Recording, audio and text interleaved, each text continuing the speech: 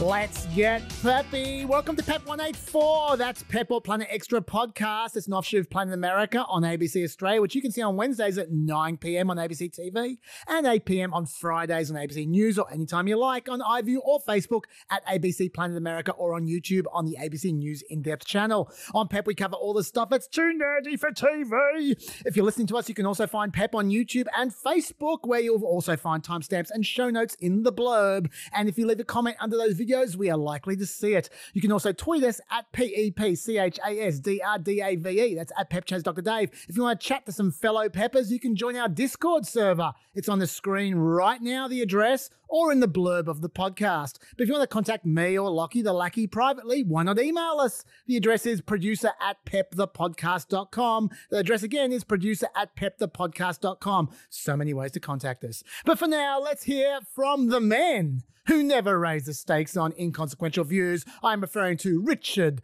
G. Cooke. Yeah, Richard G. Cooke. And Dr. Pepper himself, Dr. Dave Smith. Hey, guys. Hi. For your information at home, we are recording on Thursday. Even though this is coming out on a Friday, we're recording this on Thursday at 4:35 p.m. So we're at least one day behind, maybe two. I'm two. You guys are probably one. Dave, do you have a disclaimer for us? Yes, I do. I'm an associate professor at the United States Studies Centre at the University of Sydney, but I do not speak for either of those institutions. When you hear me speak, I'm not speaking on behalf of anybody else who works at one of those institutions, either living or dead, especially not dead. Wow.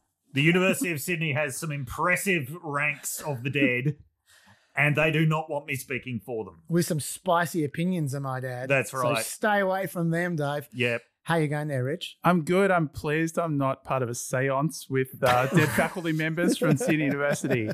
Goes against my religious beliefs, so I'm relieved. Well, let's make that relief work for us, Richie. Tell us what you're grateful for. So I was so excited. I mean, I'm excited every week when I listen to PEP. Of course you are. But I was especially excited last week to hear you guys mention Peter Brock's energy polarizer because I was obsessed with Peter Brock's energy polarizer. And I've actually brought something from home. Oh, my God. Is it? Is this a show and tell? Is that I first have ever show? brought. Oh, my God. I have brought an energy polarizer for today's podcast. Is that Amazing. a Brocky energy polarizer? Is that a Cookie Incredible. energy polarizer? It's off-label. It's an off-label energy polarizer, but this should make a shithouse podcast good. Hold it. I'm feeling like Polarize your energy. I'm feeling like my verbal errors and general factual mistakes have all been aligned. That's right. Just don't hold on to it for too long because it could be dangerous. A little too aligned. Yeah. It actually looks like if you hold on for it for too long, it will melt. But that's just glue. Well, now I'm grateful for that. Yeah. What are you grateful for, Dave? I am grateful for Wikipedia.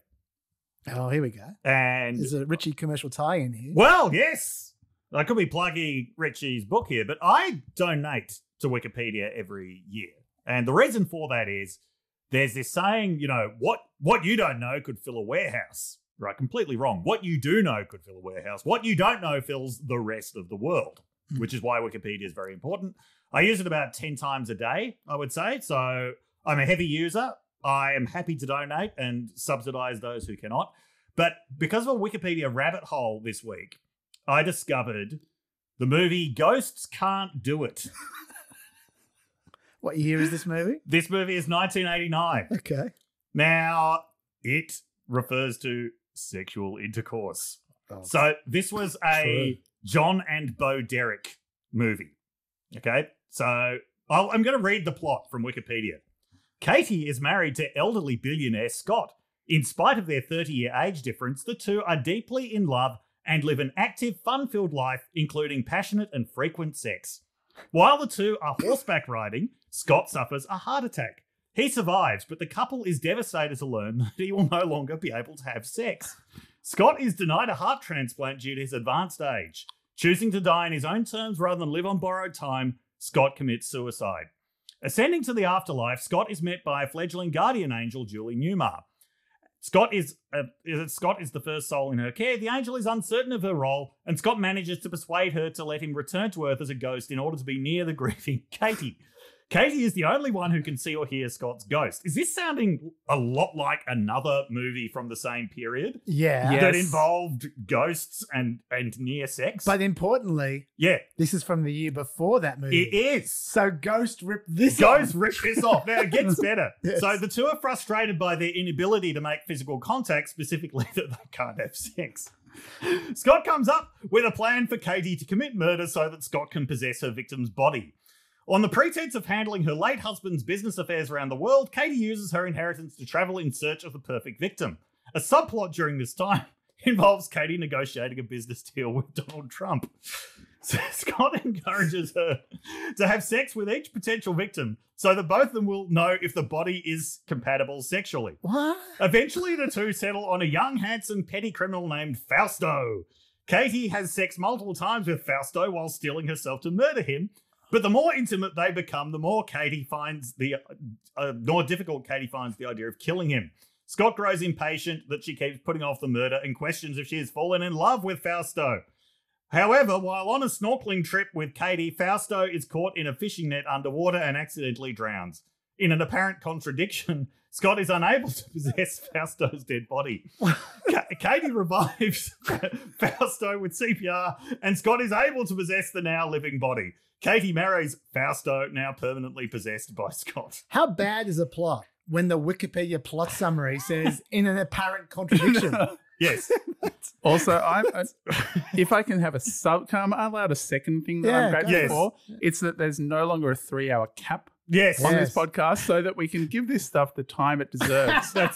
Yeah. I would also say, because self-harm has been mentioned, Yes. if you are having negative thoughts and you are considering harming yourself and having a ghost version of you come back to pleasure your wife and be involved in a convoluted scheme involving inheritance fraud, Lifeline is the number to call. That's an important community service announcement, Richy. Well done. Well And done. this is also why I don't speak on behalf of the dead, because it includes people like Scott. I did try to watch the first 4 minutes of it on Daily Motion. I just couldn't get past like the heart attack on horseback. Sounds like a download for me. There was a bit of interest in this movie in 2016. I completely missed this because of the fact Trump. It had Trump in it. So Mark Hamill, because Trump kept retweeting any mention of Home Alone 2. Yeah. And so Mark Hamill, clearly just jealous, tweeted, "Oh, well, why is no one talking about your role in Ghosts Can't Do It?"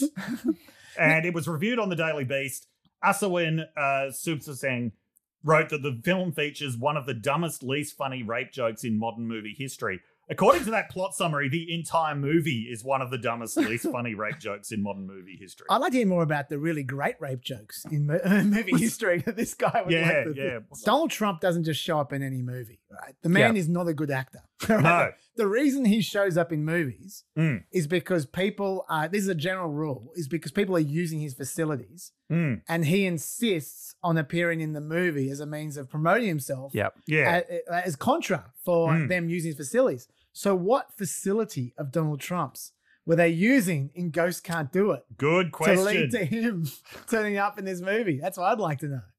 Excellent question. Yeah. As I said, I couldn't actually... I thought I was going to watch it and bring you a full-blown movie review. Yeah. But to come back to my original point, this is why I'm grateful for Wikipedia. Fair enough. Like, I think the Wikipedia summary is going to be a lot more enjoyable than the movie itself. Richy, are you going to put this in your book? I'd have to know more. Well, I'll tell you where you'll find out about it on Wikipedia. I'll tell you what I'm grateful for. It's really, really easy and really obvious. And that is I'm grateful for the extra line I put in the beginning of the show about the Discord. Daniel started a Discord server. Stardust has helped moderate it. And I'd never used Discord before this week. I was kind of blown away by how positive and welcoming the environment was. It was a nice place. It's kind of like Stack, except for it's not the spawn of Satan. I don't know if that was just, Richy will recall, I don't know if we use Stack in the checkout, If it was just because we're all dickheads on the checkout, that might have been the common denominator, but it was a hellish experience. Whereas Discord, which is very similar to Slack online at least, was really nice. It was great. It was a lovely oasis away from a fairly angry and strident world, which I'm living in at the moment. I'll put the link up visually there for you guys to see again there. If you follow the number one correspondence we got all week by a long way was people going, the link doesn't work. So if you follow that link, that's from the people who listen to PEP because it's too nerdy for TV. But you want to make them too nerdy because they're peppers. If you follow that link, it will get you to set up Discord if you haven't already.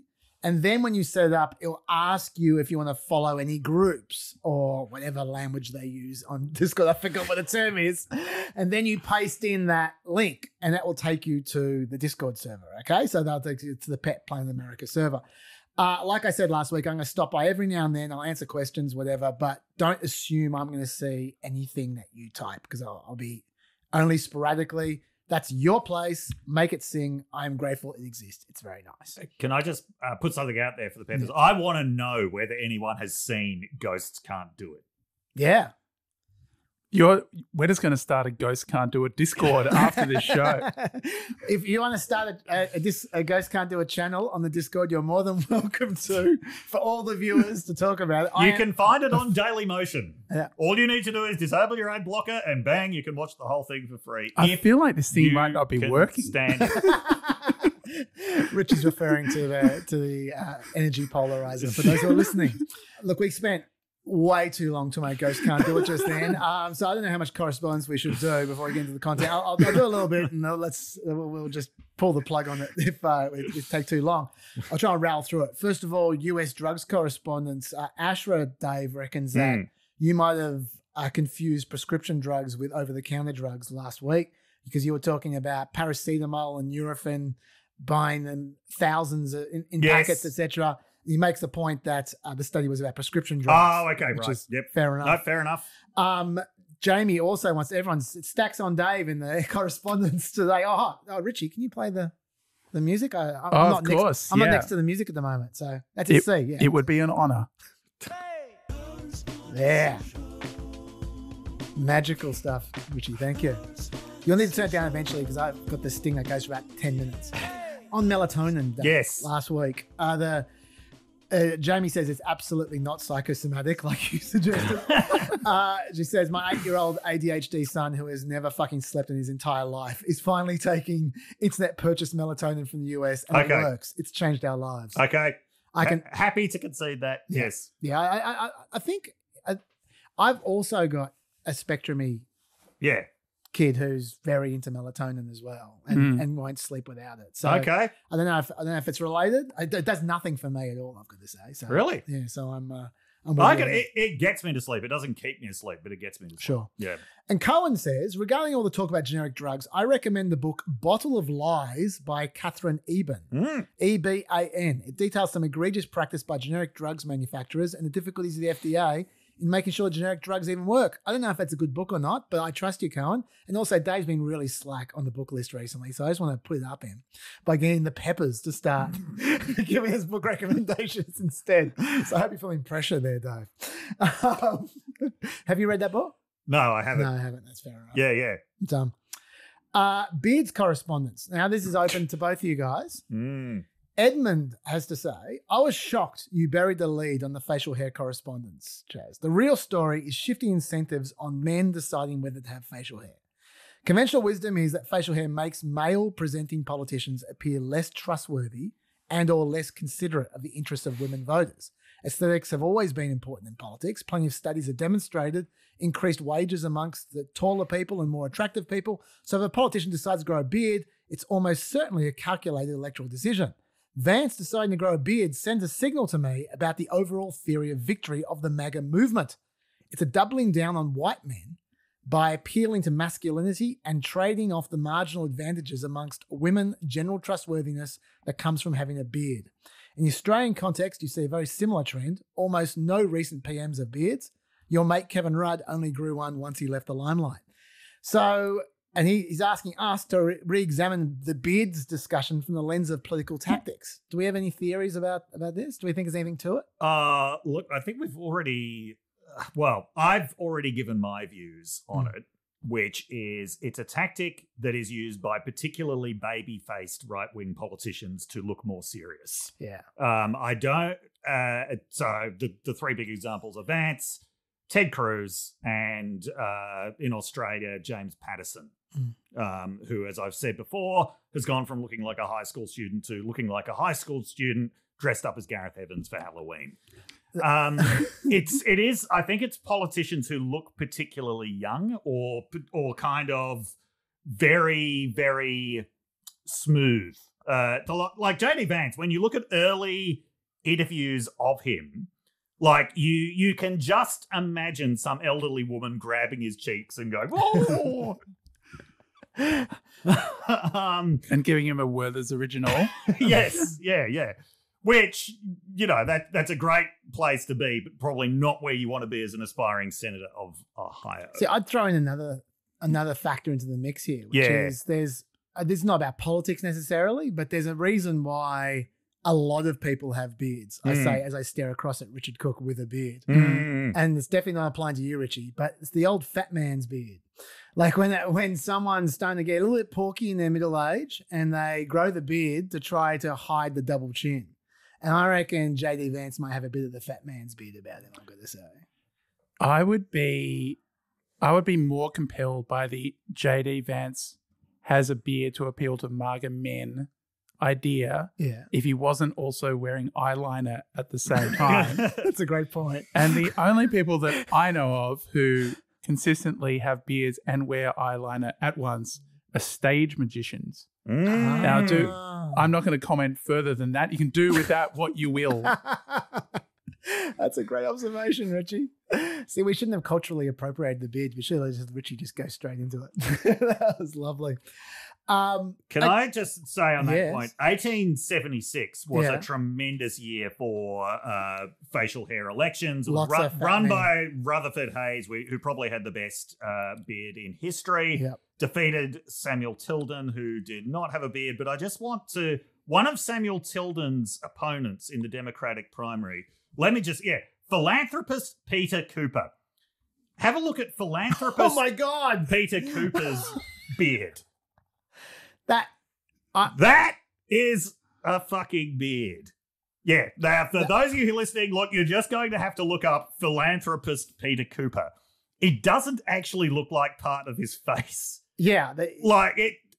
There was no such thing as a shopping centre Santa Claus back in those days. Yes. But if he had been hired as one, he would not have needed to, There'll be no complaints. Yeah. I'm very much searching for the rubber band in that photo. It looks very I don't know fun. if rubber bands existed in 1876. This is, or whether he glued it on somehow. But this is quite incredible. That's a great pickup there, Dave. What a great year for beards. Okay, well, I'm sure that won't have done the trick for you, correspondent, but we did our best. Okay, I'm going to keep this short. We already talked JD Vance. We're talking about eyeliners. We're talking about him being potentially a magician, a theatre magician. Ramon has, and it wasn't just this actually was on the Discord as well, but Ramon sent to me first, so I'll give him credit for this one.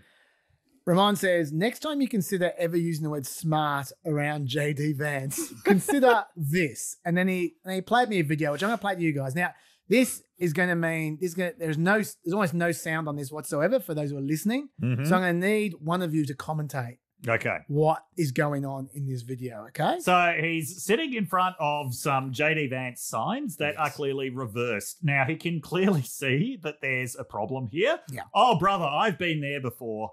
And he's looking at the signs. Yep. He's looking very confused. Still a problem there.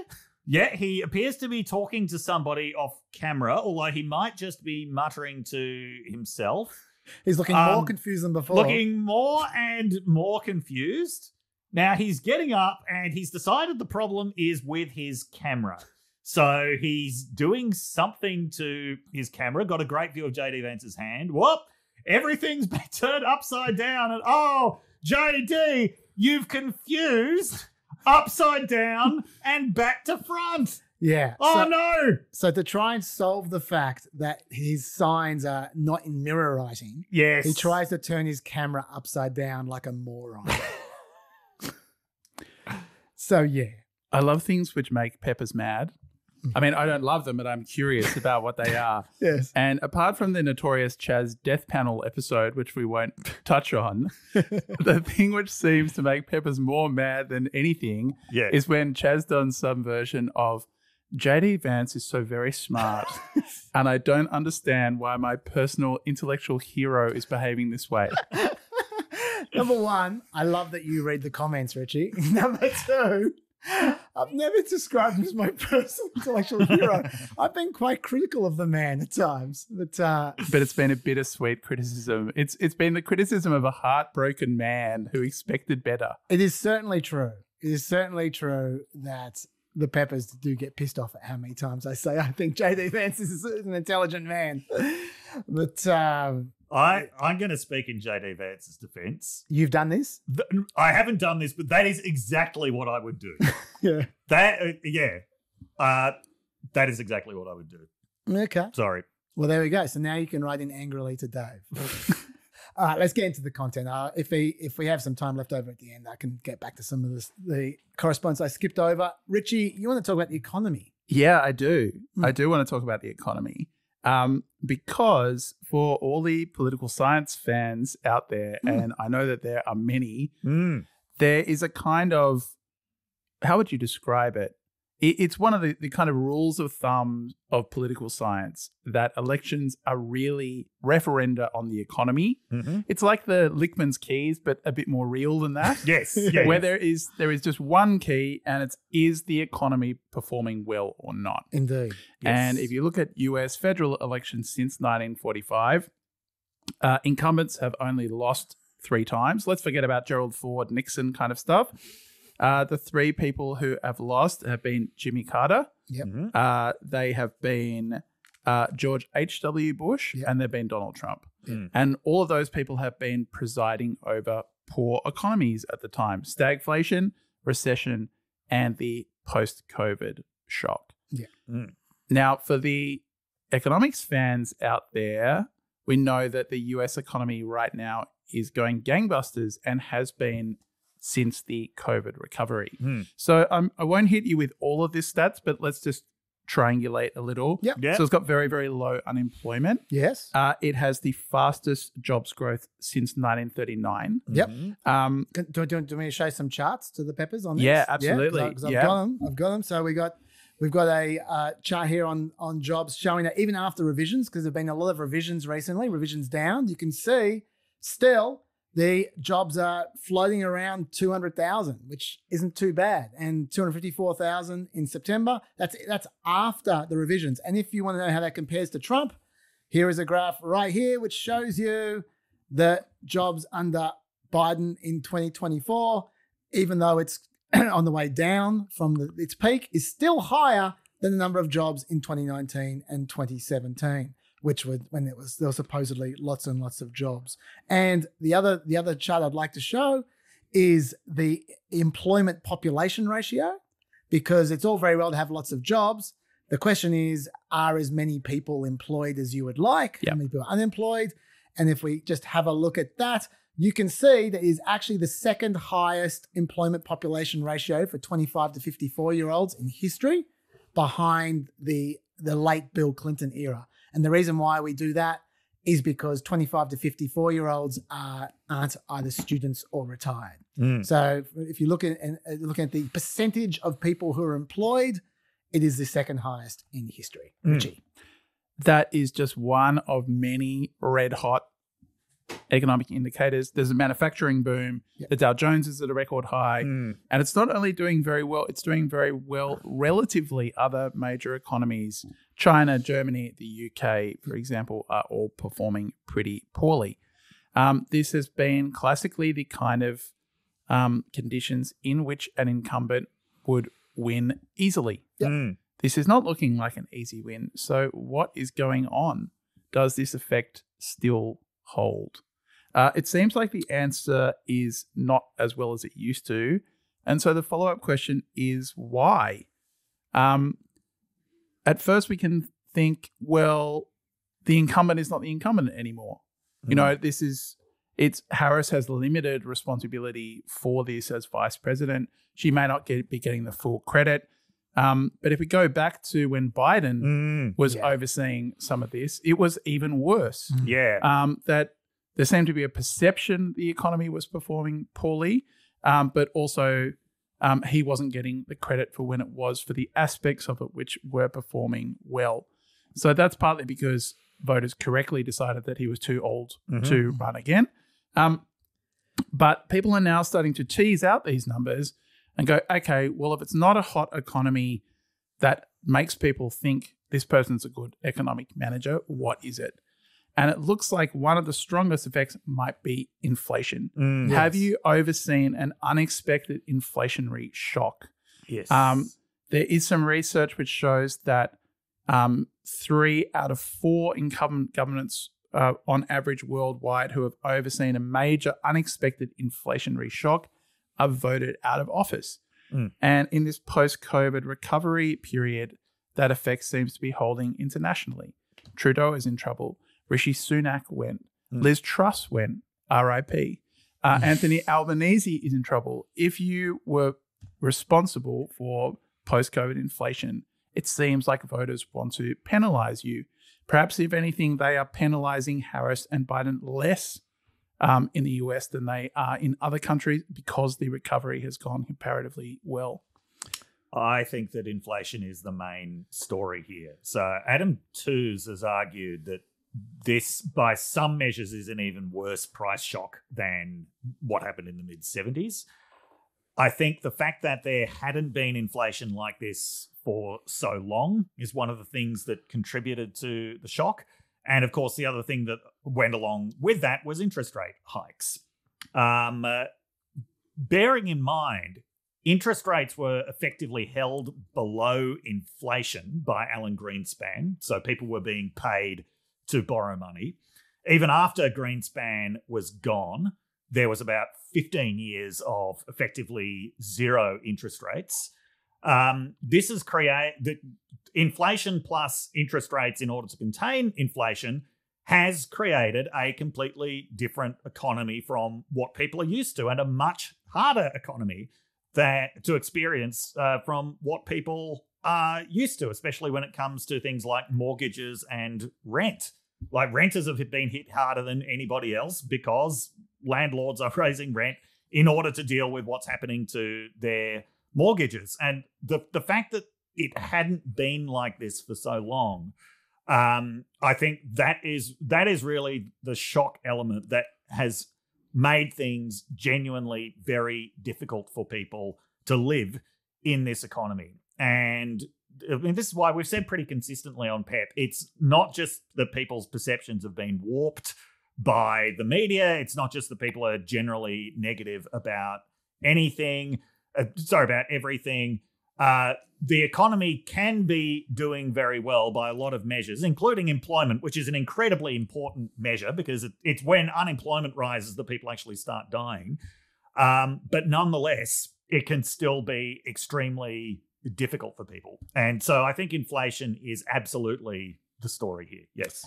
I reckon that, I think inflation's certainly a large part of the story, but I think that Dave's point about rent is a point well made, because unlike most inflation, which largely ended a year ago, property prices are still flying around, and rent is still an issue. Yeah, there's certainly rent inflation even to this day. Yes, so I think that is a real factor.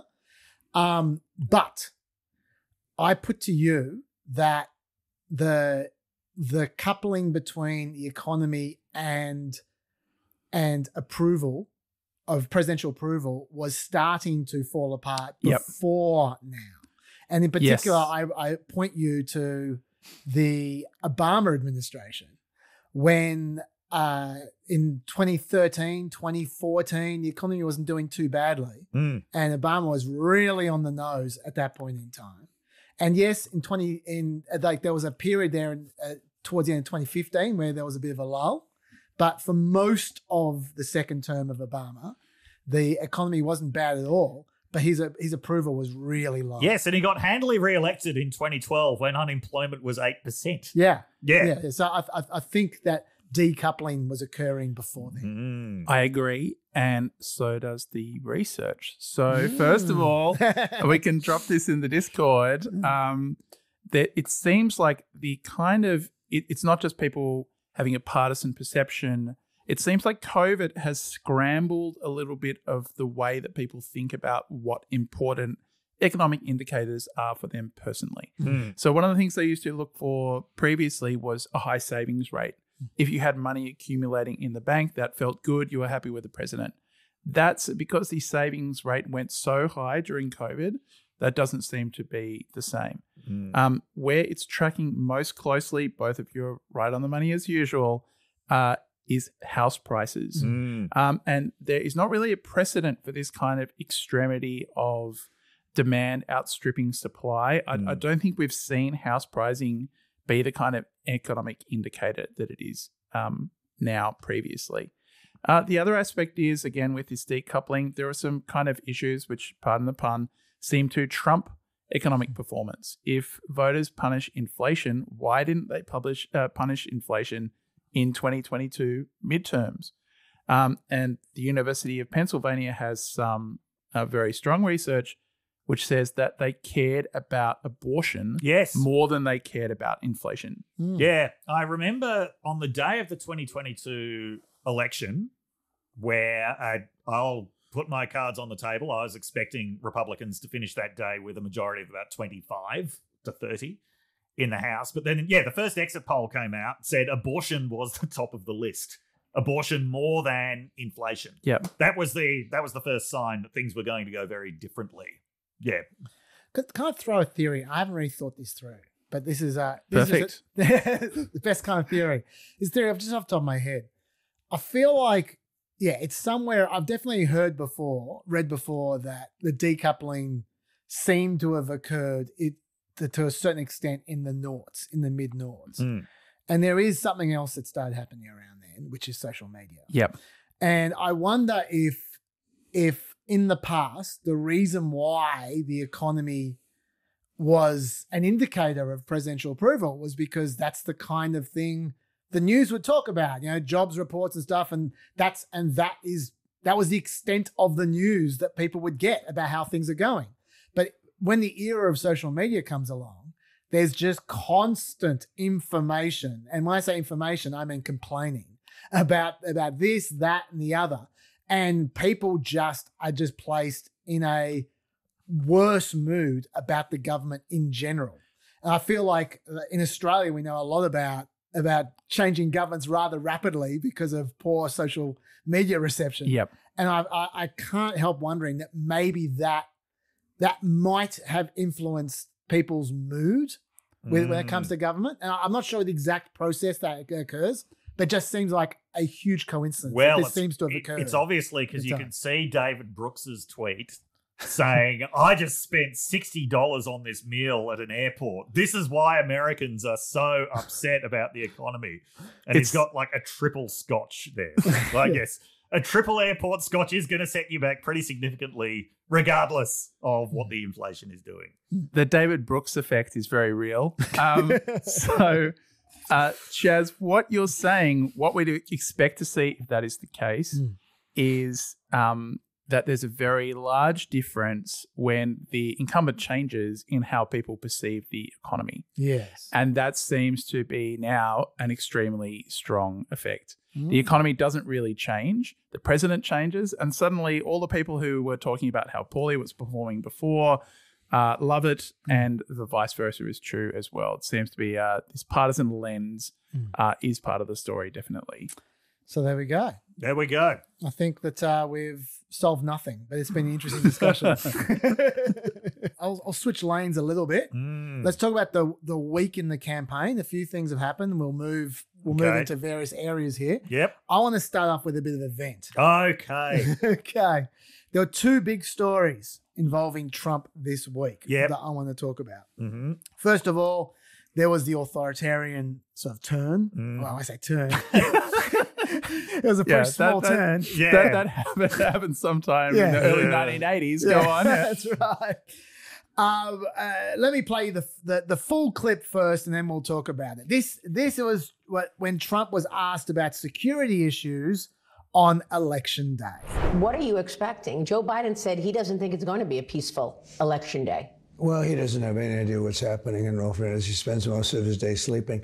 I think the bigger problem is the enemy from within, not even the people that have come in and destroying our country. By the way, totally destroying our country. The towns, the villages, they're being inundated. But I don't think they're the problem in terms of election day. I think the bigger problem are the people from within. We have some very bad people. We have some sick people, radical left lunatics. And I think they're and it should be very easily handled by, if necessary, by National Guard, or if really necessary, by the military. It was good of Trump to stop for an interview when he was in the middle of having a mud facial. His makeup was looking particularly resplendent there. But he then went on into a little more detail about that enemy within. He gave an example. We have two enemies. We have the outside enemy, and then we have the enemy from within. And the enemy from within, in my opinion, is more dangerous than China, Russia, and all these countries, because if you have a smart president, he can handle them pretty easily. I got along great with all, I handled them. But the thing that's tougher to handle are these lunatics that we have inside, like Adam Shifty Schiff. Think of this guy's going to be a senator. Yeah, so Adam Schiff is the most dangerous person in the world. Apparently... even though he looks like the Hamburglar. Well, Hamburger is responsible for a lot of crime. Yeah. A lot of crime. McDonald Land's crime would drop to zero without the Hamburglar. Okay, so how do we interpret this? Apart from talking about McDonald Land. Look, I'm happy to give him a ban for the doubt that he does not mean they should set the army on Adam Schiff. I would give him a benefit out there. He should set Mayor McCheese on A smart Mayor McCheese would know how to deal with the hamburger. It would. I'm not saying that that Trump doesn't. Look, I don't think Trump means either Mayor McCheese or the military should be set on Adam Schiff. I think he's moved on to a new thought in that second grab because it was a little bit later on. So let's be generous. Normally, I try and give a ban for the doubt to people with this kind of stuff, all right? But in this case, there is no doubt what he's saying because he specifically says, I am not talking about the murderers and the rapists and all the criminals that I think migrants are. He says, I'm not talking about them. I'm talking about the other people. He's talking about the local activists, at least on election day, right? Mm. Okay. And he's very clear about that. And he's saying they need to be dealt with. We can't just let a protest happen. Once again, let's give him a ban for the doubt. Let's assume he's referring to a violent protest. I'm trying to give him as much ban for the doubt here. Let's say he's talking only about violent protests. He's saying that when a violent protest happens on election day, you should set the National Guard on them if you need to, and maybe the military. That, at the very minimum, is what he's saying, right? It could be worse. If all we're looking at is what Donald Trump has said on camera to our face, and we give him every ban for the doubt, he is still openly admitting to breaking the law. Mm. That is a violation of the Posse Comitatus Act, right? Yep.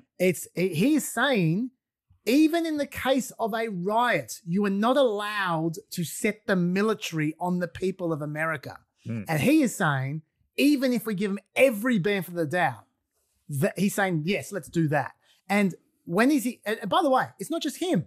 Because when J.D. Vance tried to clean up, because this is what always happens, they sent out J.D. Vance to clean up afterwards because Trump's never going to clean up. The president said that the bigger problem, he was asked about security in the election, whether we'll have a peaceful election. He said, quote, bigger problems are the people from within, and if issues should arise, quote, it should be handled, quote, handled if necessary by the National Guard or really necessary by the military. Is that a justifiable use of those assets? Well, is it a justifiable use of those assets if they're rioting and looting and burning cities down to the ground? Of course it is, right? I think the question is it a justifiable use of assets depends on what's actually happening. I think as we've seen, and again, I want to be clear here, I'm not painting the entire Democratic Party with a broad brush. I'm painting the leadership and the far left activists. But we saw this in the summer of 2020. We certainly saw some of this after the election of 2016. There is a core group of far left activists who are willing to threaten, harass, and commit violence against their fellow citizens. If that happens, if you have a major reaction to an election in 2024, of course you ought to commit law enforcement resources to bringing order back to our city. See what he did then? This is what J.D. Vance does every time. Yeah. He changes the language halfway through. So he's talking about something else. At the end, he's going, yeah, of course, if there's a huge riot, we should have law enforcement. Yes, we all agree you should have law enforcement. They're called the police.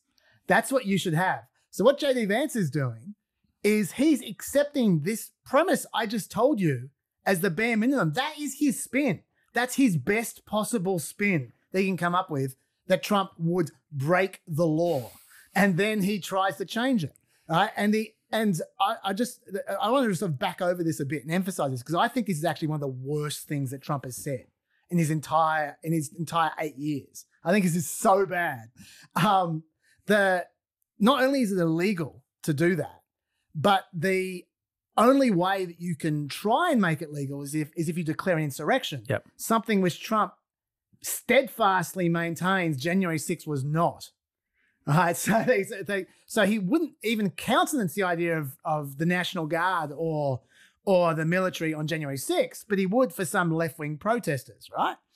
And note that when's Trump saying this? Trump's saying this the month before the election. What was the question in the interview? The question in the interview was, are you worried about violence? He didn't need to mention this. No. Why did he bring it up? The reason he brought it up and went out of his way to bring it up is because he thinks it's a good idea. Absolutely. He thinks it's a great idea. Do you remember when Donald Trump instigated a coup amongst his supporters to try and have the election result overturned, and their method for doing that was hanging his own vice president?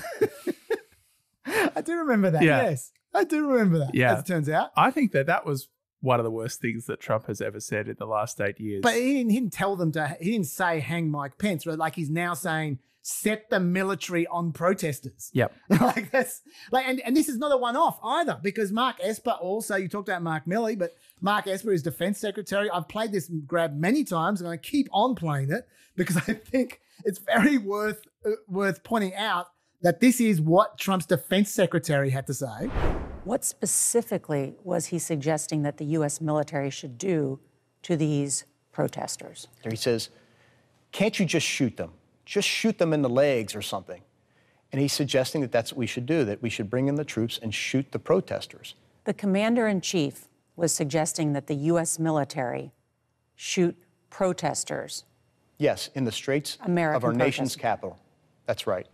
Remember in 2020 when Tom Cotton wrote an op-ed in the New York Times with the headline, "Send in the troops"? Yes. Yeah. Yeah. And remember the ridiculous debate about that? Because there were people working for the New York Times who were unhappy that the op-ed section of the New York Times was being used to advocate this, as you say, illegal military action against the American people. Yeah. But your typical centrist commentary at the time was, this is the New York Times being too woke. Yes. But remember also, that was Tom Cotton. Yeah. Not the month before an election when people had spent the last 6 months calling him a dictator. Like this is the Democrats, their whole line on Trump is he's a dictator. Yep. And this is how he responds. Yeah. I mean, there are repeatedly interviews with, Fox News hosts especially seem to specialize in this. Well, they will say, now, Donald Trump, you don't really mean that you want to be a dictator, do you? Or some version of that. And he will say, yes, I do. I want to put my political enemies in jail or in front of televised military tribunals or some equivalent of that. And then they make an embarrassed face and cut to a commercial. Something that I would like to touch on briefly here at the risk of making Peppers mad. I think Mike Pence is an American hero. Yeah. And this moment in time, it's a sign of how hyper-partisan things have become, that he is not receiving more praise for the personal bravery that he showed in preventing Trump from using a false elector strategy to overthrow the results of the 2020 election. And if he had folded, that would have been the end of US democracy as we know it. I think that or I think it's a pretty big call at the end there. But having said that, I think that I think you're right. I think that the reason we know you're right is because we can look how so many other politicians behaved with much less pressure on them at the time. Like it was the best part of 2/3 of the Republican caucus who went along with this. And there was no pressure on them, not like Mike Pence. No. Yeah, look, I'm very glad that Mike Pence acted as he is, but before we start calling him an American hero, let's also keep in mind that he said he had legal advice about this, and it's quite possible that he didn't want to break the law, right? That he was actually worried about the legal repercussions that would have resulted from him doing something he wasn't allowed to do. Dude, someone mixed up with that who was worried about the law. That makes them a hero in my eyes. Okay, fair enough. It's also not just the legal ramifications. If you go through and look at the actions that he took, a lot of it was things like personally trying to persuade Trump. He did. Taking him out for a coffee and telling him to chill out. Yes, this has come out in the new Jack Smith documents. 4 times Pence tried to persuade Trump. And he was doing it in the most Trump-friendly language possible. Like, why don't you just enjoy the great victory of your presidency and ignore the minor defeat of the election? I'm paraphrasing. Yeah.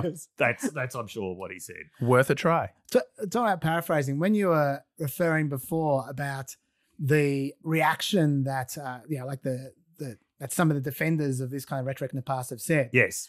It's actually a real telltale sign, in my view, how bad this is. Yeah. That Republicans right now, like I just played J.D. Vance pretending Trump said something else. Yes. Glenn Youngkin, literally after Jake Tapper read him the quote of what Trump said, pretended Trump said something else. Yeah. I'll just play. It's quite telling. He didn't even try to defend it or spin it in any way, shape, or form. He just tried to pretend it never happened. Criminals should be locked up. Migrants who are in this country illegally, who are violent, should be locked up and deported. I grant you all of that, and I am not denying that it's happening at all. So, Jake, but I'm talking about Donald Trump saying that he wants to use the National Guard and the military to go after the left. That's what he's saying. I don't believe that's what he's saying. But listen, you and I are going to argue about that. But I would suggest if you would also. I played the quote and I read it to you. If you would also you balance can wish that he weren't saying that, but that's what he's saying. Jake, all the time people are taking little snippets of content and turning it into a big narrative. I think exactly what he's concerned about, because I've heard him express it before, are the number of national security risks, violent criminals, and folks who are coming into this country where we don't know where they are, that are committing crimes and put people's safety at risk. That is not what he said. No, he said the exact opposite.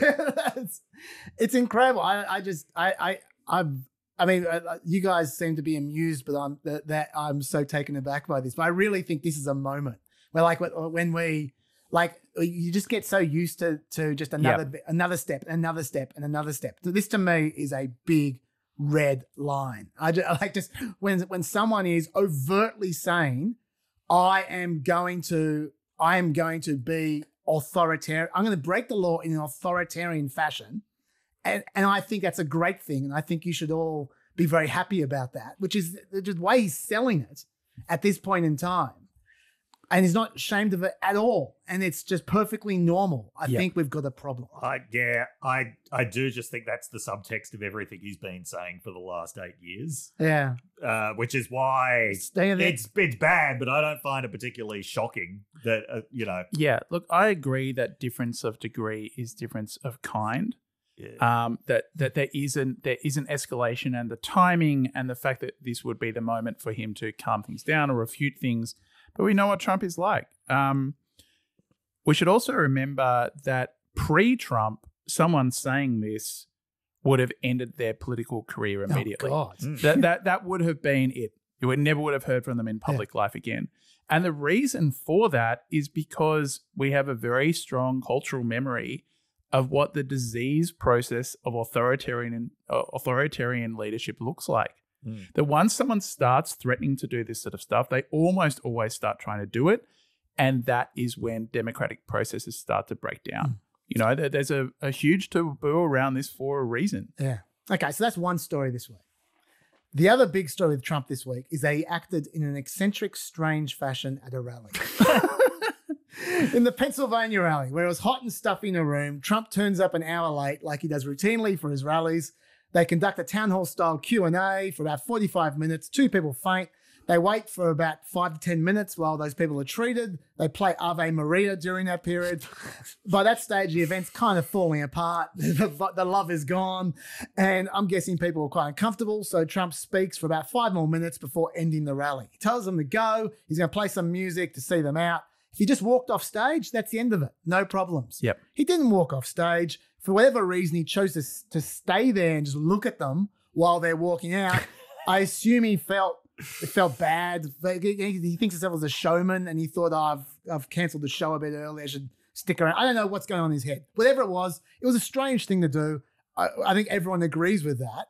After the song finished, he talked some more for a little bit, told them to go again, played another song. No one's going. They're just staying there. Right? He just hangs around. Then after another song or two, he talks again, tells them to go. No one's going. There's just confusion going on. No one knows what's going on. It's weird. Stephen Chung described this on Twitter as, quote, total love fest at the Pennsylvania town hall. Everyone was so excited they were fainting. So real Donald Trump turned to music. Nobody wanted to leave and wanted to hear more songs from the famous DJT Spotify playlist. So he's a very delusional man, Stephen Chung. But what it wasn't, in my view, was Trump being senile. It was weird. It was a misunderstanding between him and his audience. But Kamala HQ writes, Trump appears lost, confused, and frozen on stage as multiple songs play for 30 plus minutes and the crowd pours out of the venue early. The Atlantic asks, is Donald Trump well enough to serve as president? There's lots of senile talk. I know what's going on here. They're trying to turn the tables on him because of the way he treated Biden. I get it. It's obvious. And that's fine. That's fair play, I guess. But in my view, while it's a cute kind of playground logic to it, it's bullshit. It's not true. We know it's not true. And if Biden had done the same thing, I would have defended him. Because as I did defend Biden when he did trivial, odd things many times, like standing around like a statue for no reason whatsoever. Like I defended him then because I thought, what is this? I also think, by the way, it's self-defeating because by trying to paint Trump as senile, you're undermining the message that he's a genuine threat, which he just demonstrated in the previous clip from before, right? And so I think you got to pick a lane. The Republicans tried to do this to Biden, saying he's a threat and he's senile at the same time. I don't think it worked, which is why they tended to focus more on the senile bit. What do you guys think? Because I just find it amazing that actually this story got so much more coverage than the first story, which I thought was shocking. I think what it comes back to is most people weren't shocked by the first story because that maybe not as explicitly as that, but that is what Trump's been saying for the last 8 years. Whereas this was kind of something new. There were many unusual things about this. There was the fact that this was apparently Kristi Noem's political comeback. Kristi Noem, dog killer, is now the person that Trump chooses to have at a rally beside him in Pennsylvania. She's doing the YMCA moves. He is not. At one point, Trump turns around to watch a video of Sinead O'Connor. Sinead O'Connor, not that long ago, would have been, red state America's most hated foreigner, before Osama bin Laden took over the role. Apparently, she's on the playlist now. I love the fact that Rich Men North of Richmond was on the playlist, as we discussed before on PEP. What a dance banger that one is. Harold Ford's workout track. But I think that the thing that is, I didn't think that this was senility. I just think this is probably how Donald Trump listens to music normally. I think when he's at home listening to music, this is how he listens to music. Just standing there swaying. Standing up, swaying, and staring at other people. Whoever's around. I think this is how he listens to music. I think this is right. That and the reason I think that these two stories are related in a way, Chaz, is that it's very hard to apply the logic of fascism to the theme from Andrew Lloyd Webber's Cats. Yes.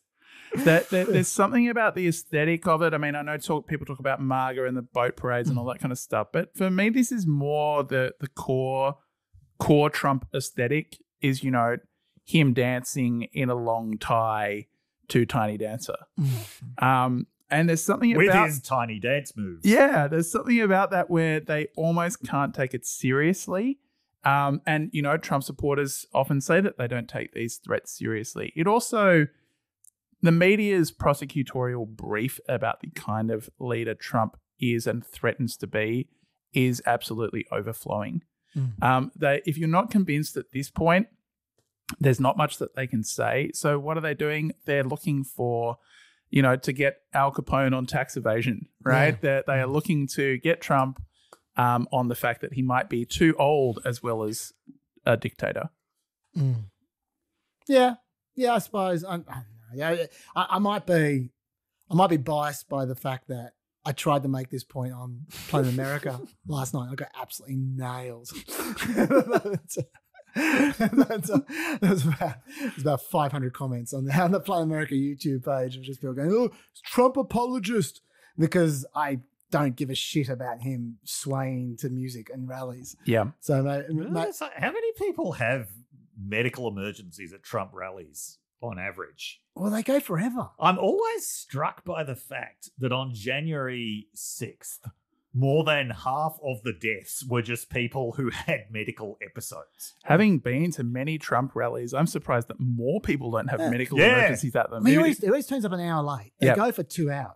They're super hot. The people in them are old and often not in great shape. I was about to say, and they're getting excited. Yeah. But it's a good observation still.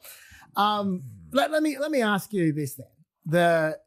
It's kind of when you're talking about the media's brief, like the brief is full and they're just trying to find new ways to do it. Are you of the view then that there is no way to do it? Because I mean, because I've seen some. There was a hilarious for me tweet the other day from Will Stansel, who's a researcher, which I had jotted down. Which was, he said, the thing is, a handful of news organizations could end Trump's campaign tomorrow if they covered his racism, conspiracism, age, sexual assaults, and criminality the exact same way those same topics get covered when any other candidate does the same or less than him. And I just thought, where have you been, mate? I think they might have been covered. Hope springs eternal. The New York Times is now almost getting into a reverse psychology territory where it reported on this or some version of this. I'm not sure if it was precisely the same one, and said that Trump was now offering a firmer leadership to voters who would prefer that America's presidency was less democratic. It was something like that. I might not be getting that word for word, but it was like, for the dictatorship curious, have we got the candidate for you? Fair enough. Okay, look, I'll leave this topic. I sense that you guys aren't as moved by the by the two different stories as I am, but I will just play you one clip. It's got not much to do with it. Like when we're talking about Trump's rhetoric, how it does spread. Yep. And I've got a great example of his rhetoric spreading, which is part of the concern. This is from the Right Side Broadcast Network, the RSBN. Which is that they're talking about the migrant criminals that Trump likes to vilify. I'm not defending fictional murderers or anything. Well, there are some real murderers as well, but just listen to the rhetoric. And these people, they are so evil. They are not your run-of-the-mill criminal. They are people that are satanic. They are involved in human sacrifice. They are raping men, women, and children, especially underage children. There's not much room to go, No. And maybe it is a sign of the normalization of this rhetoric that what I'm thinking about is Hot Stuff is a really appropriate soundtrack. You think it's coming soon to a Trump rally with him awkwardly swaying? I think, though, that contained within that is another part of the problem with the way that the media covers this, which is they've never quite grasped the religious dimension of this. When he says they're satanic, he's not using a figure of speech. He is literally saying they're satanic. If you look at someone like Charlie Kirk over the last few years, he has shifted from using almost completely secular rhetoric to now saying that if Kamala Harris gets elected, you won't be able to read your Bible because Christians are going to the gulag.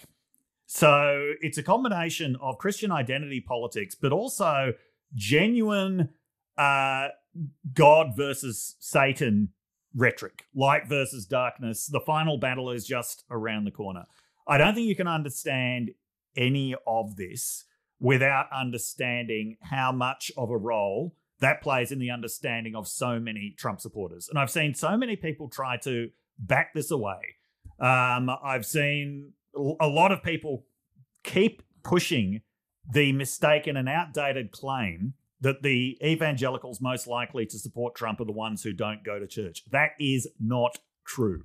Okay, I got two things to add to this. Yes. First of all, you're a fine person to criticize people's spirituality while you're clinging to the energy polarizer. That's for all it's worth. But second, I'm not criticizing anyone's spirituality. No, I know. I need to stop that line. Yes. The second thing is, what are the ramifications of this? It's all very well to acknowledge it, but what does that mean?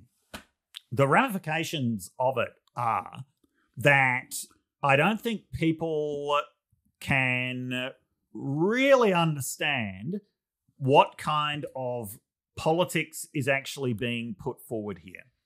And one of the reasons, as I've said before, why fascism is a bit of a distracting term is because it's got connotations of something that is a bit different on some important dimensions about what's going on with Trump. Trump is this American homegrown brand of authoritarianism, which, among other one of the things that makes it different from fascism is its anti-statism.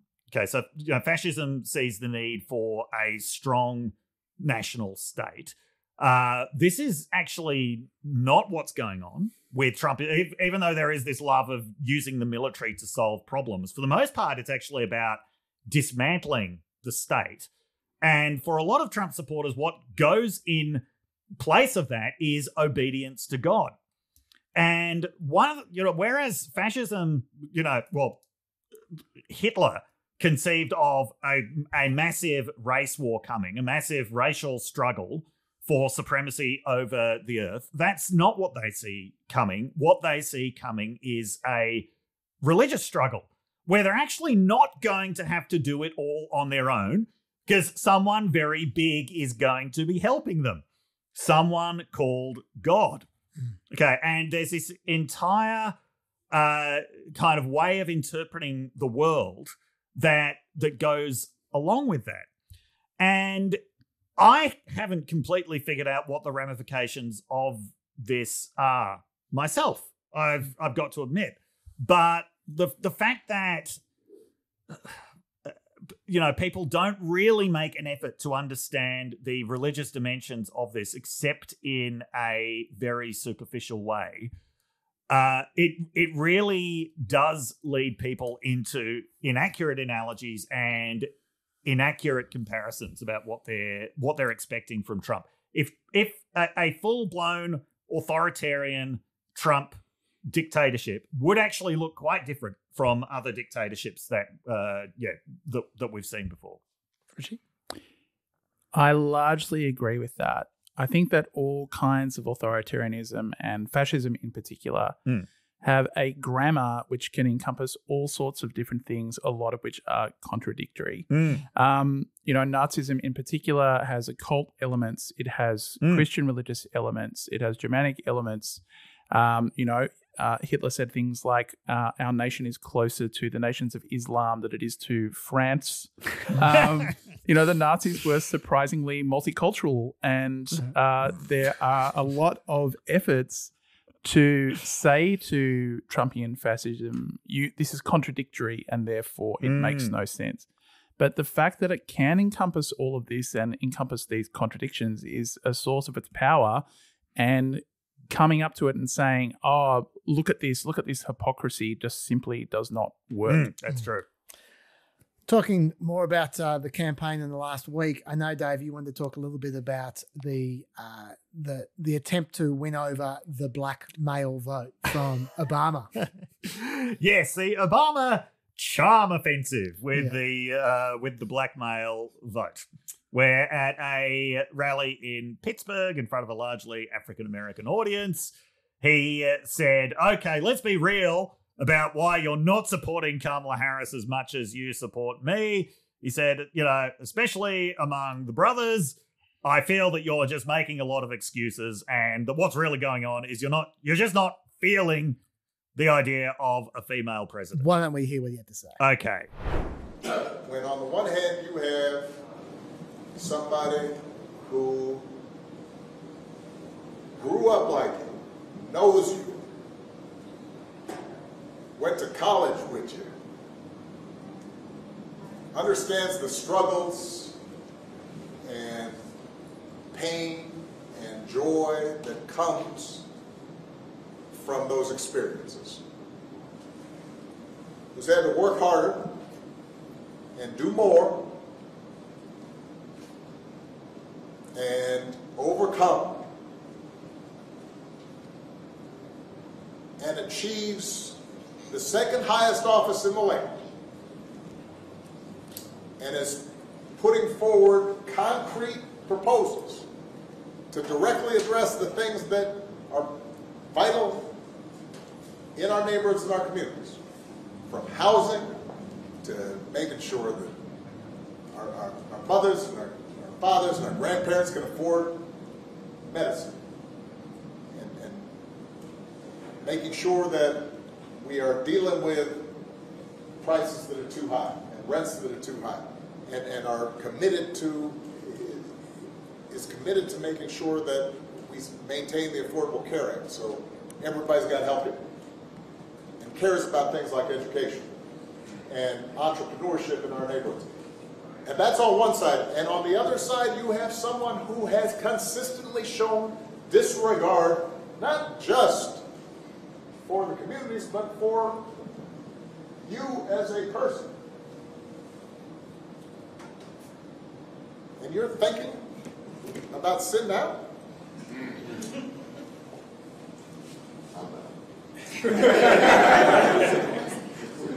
But,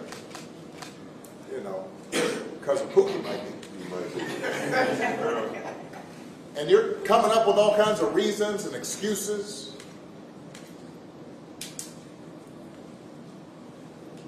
I've got a problem with that, because part of it makes me think, and I'm speaking to men directly now, part of it makes me think that, well, you just aren't feeling the idea of having a woman as president. And you're coming up with other alternatives and other reasons for that. Far be it from me to question Barack Obama's strategy when it comes over to winning black voters, because he got more black voters than anyone else in history. It's part of the problem, isn't it? Yeah, 94%. However, I am not aware of any research that suggests that if there's a group of voters who are on the fence about which candidate that they're going to vote for, that the way to win them over is by scolding them, insulting them, and telling them that the reasons why they're thinking of voting for the other candidate are bullshit. The real reason is that you're sexist. Yeah. The last person I heard speak to the black community like this was Bill Cosby. And that is not a healthy sign. Well, I mean, Barack Obama actually used to speak to African-American men like this when he was president, even when he was a candidate in 2007. I think it was 2007 that he first mentioned the character of, was it Uncle Pookie or Cousin Pookie, who is this... the way that Obama describes this person is he is this pathological black man. He's this guy with all of these stereotypical black problems. Now, Obama was always closer to Daniel Patrick Moynihan than to Malcolm X when it came to the way that he talked to black men. He talked about the need to, pull up their pants He talked about the need to sort out the problems within our own community. In fact, that was his go-to line when things like riots were happening in Ferguson. Even though he was often portrayed as some kind of radical when it came to race, he was not. When he made an incredibly mild comment about if I had a son, he would have looked like Trayvon Martin, he was jumped on by conservatives as, how dare you racialize this issue of a black teenager getting killed? When in the very first year of his presidency, when he accurately pointed out that it was dumb of the Cambridge, Massachusetts police to arrest an African-American professor while he was trying to get into his own house, he was accused of, being the worst race monger that America has ever seen. I think it was that made him averse to even talking about race very much during his whole presidency. But when he did, it was often to scold African Americans. He sacked Valerie Jarrett on the most minimal evidence that she was supposedly biased against white people. On the basis of her actually talking in an interview about how she had at some point been biased against white people but had overcome it. Yeah, that was enough for her to get sacked. Obama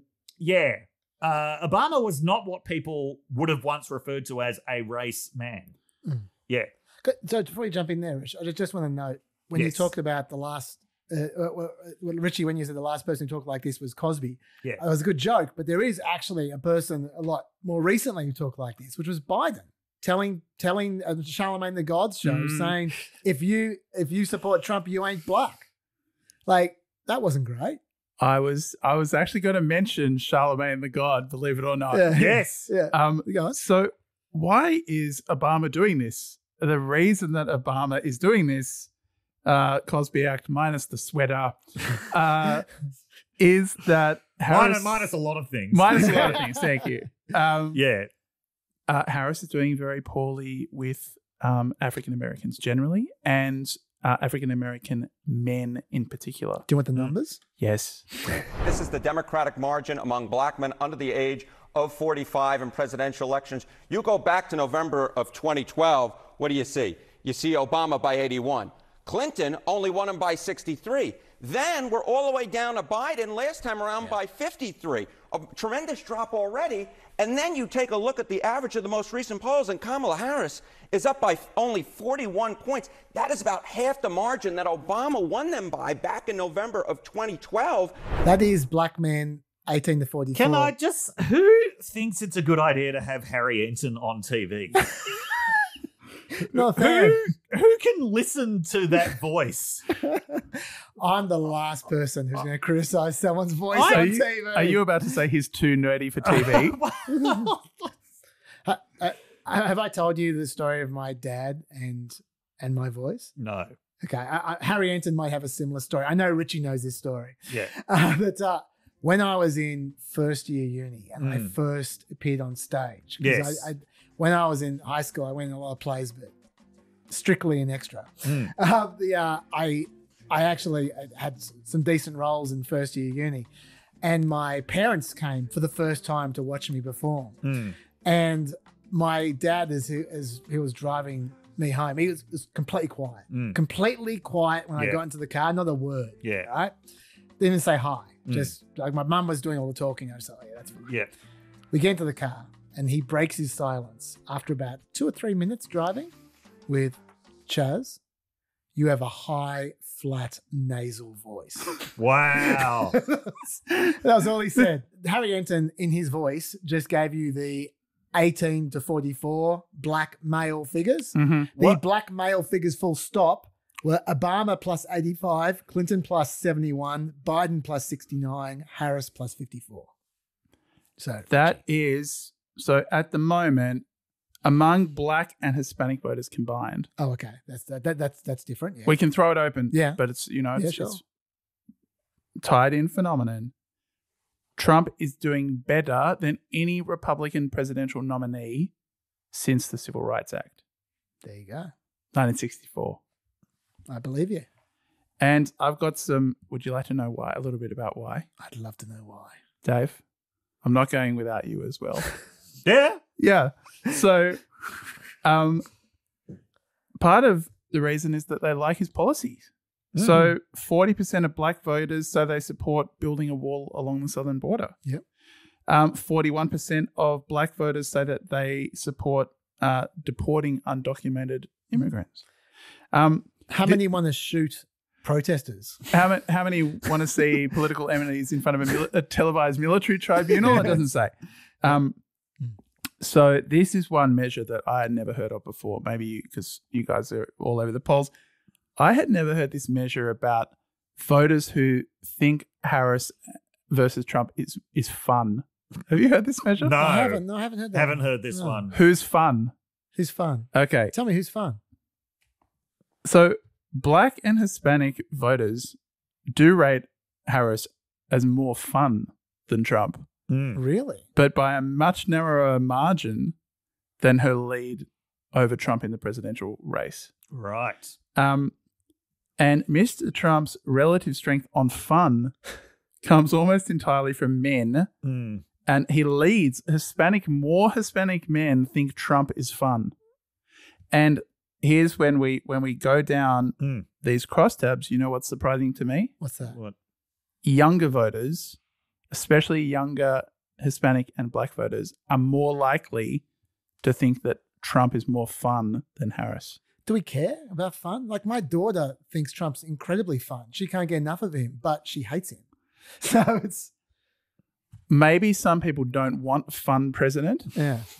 They don't want a fun presidency. Yeah. I'm not here to talk about whether or not I believe in fun. No, sure. But this is I'm just bringing a data point to you and you can talk about it. Sure. Yes. Yeah, that's good. Speaking of data points. That looks like Dave doesn't want to talk about it. No. As I've often said, a lot of the problems with survey research around black and Latino voters is that often they're based on quite small subsamples of 1,000-person surveys. And I just wonder with the Harry Anton stuff, black men aged 18 to 44, how big are the sample sizes that we... They're averages. So. Okay. New York Times Siena poll over the weekend, they had one of black and Latino voters, and it supports what you are saying, although not to quite the same extent of some of the numbers that we're looking at. So that suggested 78% of respondents indicated that they would vote for Harris. That was 83% of black women, 70% of black men. And so something like 15% overall of African Americans indicated that they would vote for Trump, which was 20% of men and 10% of women or something like that, which that is still, if that is borne out on election day, I would have thought that those are margins for Harris that are too small for her to win the election. Yep. This was one of the few surveys I've seen that was actually just 1,000-person survey of black voters. You just don't see those surveys conducted very often. With the result that you know, especially when people are then looking at state level polls, people are making big inferences based on like a sample of 50 voters or something like that. I do think we're actually not going to know until election day how big the purported shift actually is. Yeah, I was about to make exactly the same point, which is like, I think what Harry Anton did then and what a lot of people do when they talk about these stats is they compare election results to polls. Yep. Yes. And election results are not polls. We've seen many times in the last few years, we've heard this song a number of times, and then the turnout on election day is different to what is in polls. Well, these groups are, young black men historically have been a group with poor turnout. With very low proportions of turnout. So even if they do go Trump, they have to be Trump plus enthusiasm. Well, maybe they're motivated by fun. It's fun for them to vote for Trump. To go back to something that we talked about earlier, though, isn't the economy the overwhelming factor in all of this? Inflation has hurt young people more than anyone else. It's hurt African Americans more than most other sections of the community. And even though employment is high, the jobs aren't necessarily very good in terms of keeping up with that inflation. I think a large part of this is that African Americans are disproportionately affected by the inflation that's been affecting everybody else. I mean, I absolutely agree that part of it is liking Trump's policies. I've said before, I think that one of Trump's achievements, especially, we'll see if it happens with black voters, but with Latino voters, it's been bringing conservative Latino voters into the Republican Party fold. As Nick Bryant reminded me the other day, Reagan had this phrase, Latinos are Republicans. They just haven't realized it yet. He was even more successful than Trump in doing that. There was this period during the Obama presidency when Latinos were particularly averse to voting Republican. Yep. And part of what we're seeing is reversion to the normal. But yeah, as a Republican who can be successful with Latinos is somebody who persuades conservative Latinos that they are Republicans. That's definitely something that Trump has done. If he does that with conservative African Americans as well, then that would end up being a significant shift, because in any survey that you look at, you've probably got at least a third of African Americans who look pretty conservative on standard batteries of survey measures. It's just that in the past, 2/3 of that group have voted Democratic. I just want to make a quick point about the economy. When we're talking about the economy, I think, and now look, this is complete speculation now. This is just something I've been thinking for a while. Yeah. We often will see economic stats comparing real wages.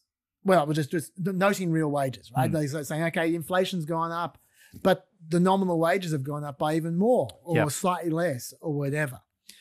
And those real wages are usually median wages. Sometimes they're average, but they're usually median. Not everyone's wages are going up at the same rate. No, they're not. And I know generally speaking, the poor people have been doing relatively well recently compared to rich people. But even the poor people, they're doing relatively well. Not all their wages are going up at the same rate as well. And I just wonder how many people have wages that aren't going up at all. Yeah. And yeah, sure, some people are doing great. But some people are in an environment where the prices have gone up 20% and their wages might not have gone up as Zach. Yeah. And those people will not be feeling very happy. And it doesn't take many of those people to swing an election. I don't know how you measure that, but I just feel like people ignore those people as if they don't exist. And I'm sure they do.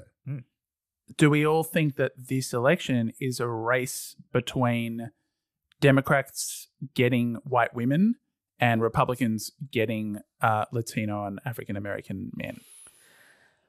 That's certainly, that's not the only categories that count. Like Harris is definitely going to play for old people as well. Yep. There's a few other categories as well. But I mean, there is certainly a demographic trade-off going. And obviously whoever wins the trade-off is going to win the election. That is true. I feel like we try to, and I do this as much as anyone, try to get a handle on what's going on by looking at these demographics. But just, Kamala Harris has I don't even know if I have this stat coming up. This is just off the top of my head. Kamala Harris has made up about, I think in the New York Times Siena poll, she's made up the best part of 9 points on white working class males. Yeah. On in the last 3 months.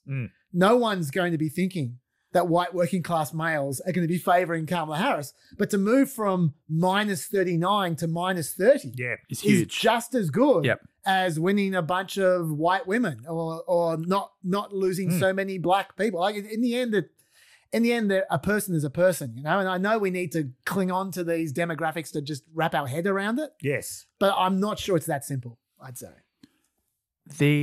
Both of you referenced the economy in terms of why young black men in particular might be thinking differently about a Democratic administration. And it looks like the Harris campaign thinks that is at the forefront of it as well. Yeah. So they have put together this little outreach package. Oh, God. Yes. Which was partly announced on the Charlemagne the God show in Detroit. Before you do this, Yes. Before you do this, can I just ask one question, which is back on Obama, because then we can move on into where you're going, right?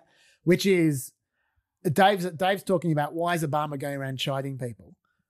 It's not, of course, it's one thing for Obama to chide people. He's not the candidate. Yeah. Kamala Harris isn't chiding people. No, Kamala Harris is. She certainly is. Yeah, Kamala Harris is doing what Richie's about to tell us about. Yes. Yep. Right. So sending Obama out for the Desperation Act to tell them off, does that work? If it's not the candidate, I mean, because it's one thing for Hillary Clinton to be doing have her moment when she's the candidate, but when it's not the candidate and it's Obama who's someone they love, could that be effective, or is it just a sign of massive desperation and just a total fail? It's a little bit of showbiz. You got to have the stick as well as the carrot. Yeah. But I can't believe that a year from now, people are going to go back and go, wow, it's lucky Obama made that speech. Okay, go on, Richie. Yeah.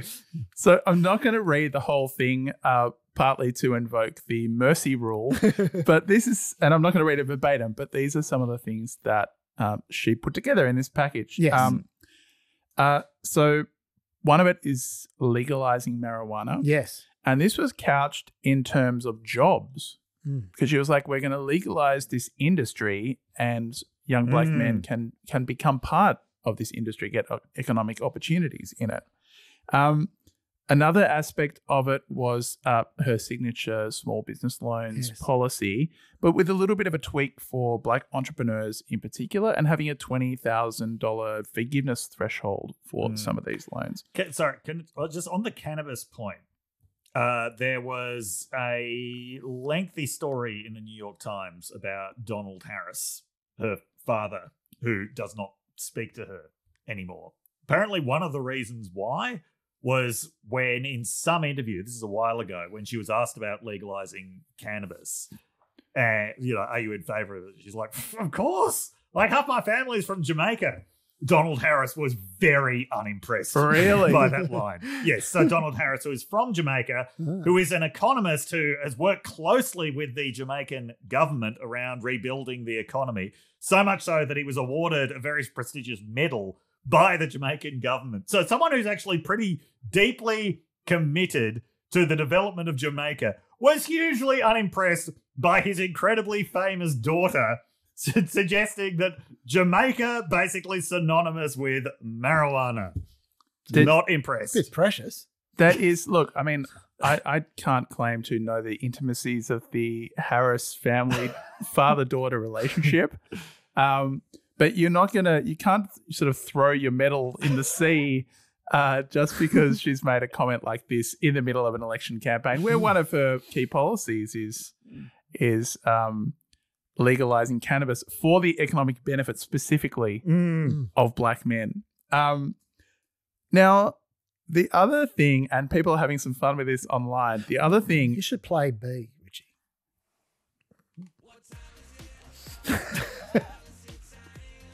That's what you should do. Thank you. The other thing, and this is one of the top ones from memory, was protecting black men's crypto investments. Yeah. Black men are known for their crypto investments. I'm going to suggest that if Donald Trump went on Charlemagne the God and put together unveiled his black young man outreach package, and it was crypto, cannabis, and free money for your business, that might be considered a touch patronizing. Yes. Let me pick up on this because you might have the mercy rule. I don't, and I want to divide these. And this is policy time after all. That's why I got you hit B. I'm not going to press it again.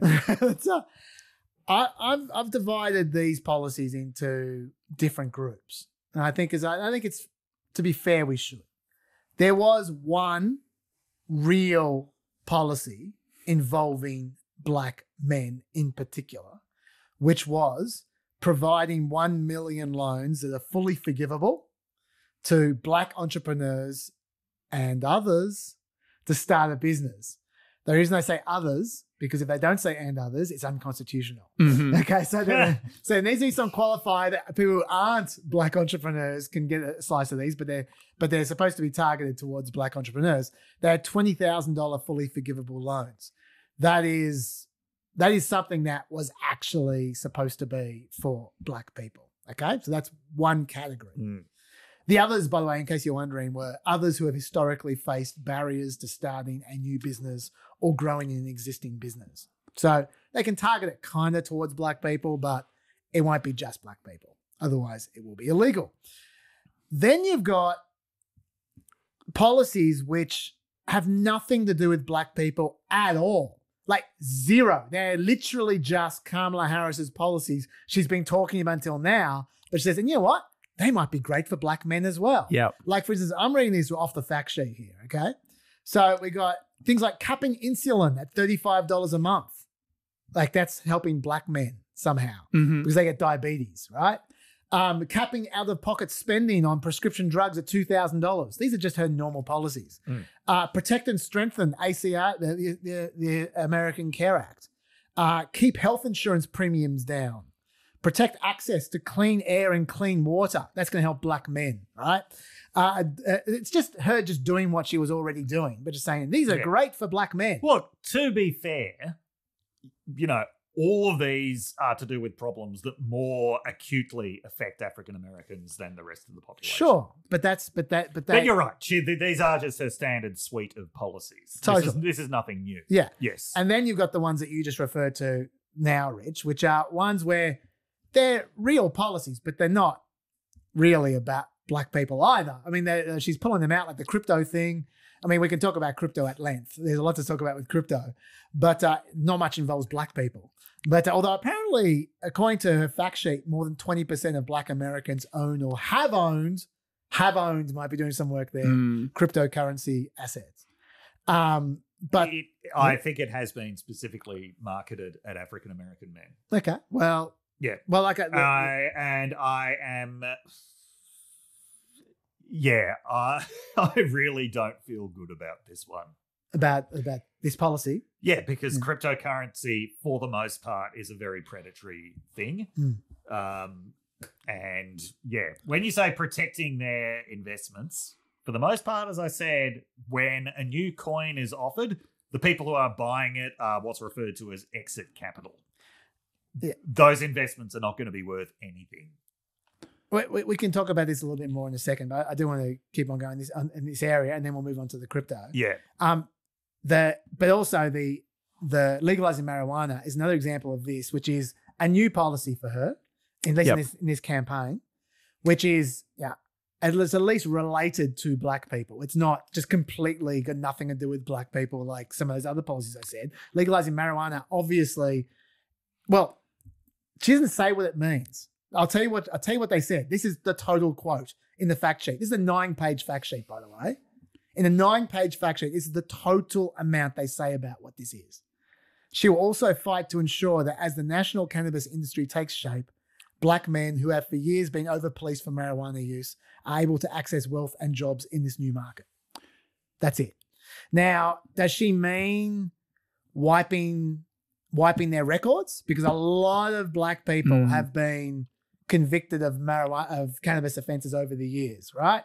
And that will affect them for the rest of their lives unless you extinguish their record.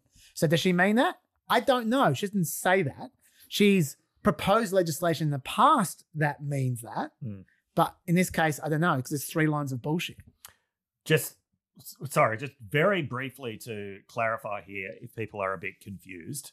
A lot of states have legalized marijuana, but it's not legal at the federal level. The importance of legalizing it at the federal level is that marijuana businesses would then have access to the federal banking system. This is currently a huge issue for the cannabis industry. Yes. There have also been scenarios where federal agencies like the DEA have kind of breathed down the neck of state legal cannabis businesses as well, right? So there's actually jurisdictional problems because of that, that federal ban or federal lack of clarity. With the healthcare stuff, this is again just speculative, but I'm gonna touch the energy polarizer to try and make my insight more acute. Yeah. It feels like this has been compiled through focus groups or internal polling rather than kind of a suite of new policies specifically with black men in mind. It seems like healthcare is one of the things which has polled particularly well amongst black voters in focus groups. That's my impression. But I just found another grab bag of completely random policies in this fact sheet, which I skipped past. These are actually the funniest ones. I should have read these before. Okay. How about this? They weren't counting on anyone getting the full 9 pages in. Revitalizing competition in food and groceries and enacting the first ever federal ban on corporate price gouging. That's one of her policies for black people. For black men, yeah. Right. It's more than working with states to relieve medical debt. Okay, now black people have a lot of medical debt, but once again, that's just her policy, right? Providing financial support to financially stressed farmers and ranchers. Okay. Affordable connectivity program offering $30 off internet charges. That just sounds like dodo. That doesn't sound like a policy for black people. Helping black men provide care for their aging parents, because almost 40% of caregivers of older adults are men, and 1/3 of that group is black. So 13% of carers, which is the percentage of the population that are black. Right? So it's so anyway, we know that's her policy from last week, the at-home care help. Like it's just rubbish, right? This is just her policies being repackaged as supposedly for black people. It's a funny way of framing it, isn't it? Yeah. Almost 40% of carers for older adults are men. Yeah. It is funny when you read a suite of Harris policies altogether. Yeah. Rather than, whether they're for black people or not.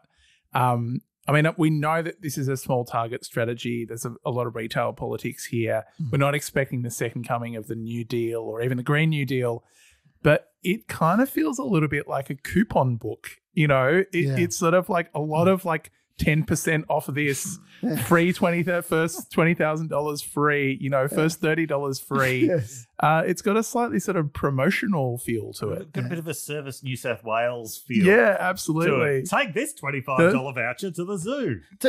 That's a good call. To be fair, I'm just scrolling through all my notes on this. To be fair, I found one more which actually this actually is okay, good, a legit policy for people who have a criminal record. And I'm not being racist when I say black people disproportionately are more likely to have a criminal record than white people. Requiring businesses to limit the use of unnecessary criminal arrest histories, convictions, and credit scores in their employment decisions. Yes, this is something activists have been pushing for a long time. It's often referred to as ban the box. Yeah. Right, which is that you shouldn't be allowed to have this box that you require employees to check about whether they have a criminal record. Yeah, 37 states do it, but the federal government does not. Yes. So that's and also she said eliminate unnecessary degree requirements for those without college degrees for 500,000 federal jobs, which once again would disproportionately help black people.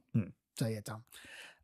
Richie, any other thoughts on these policy suite? With that, I mean, there is something which is, I think, a little under discussed with this weakness with the Harris campaign or Democrats generally, with Latinos and African Americans, which is that this is also an educational phenomenon, right?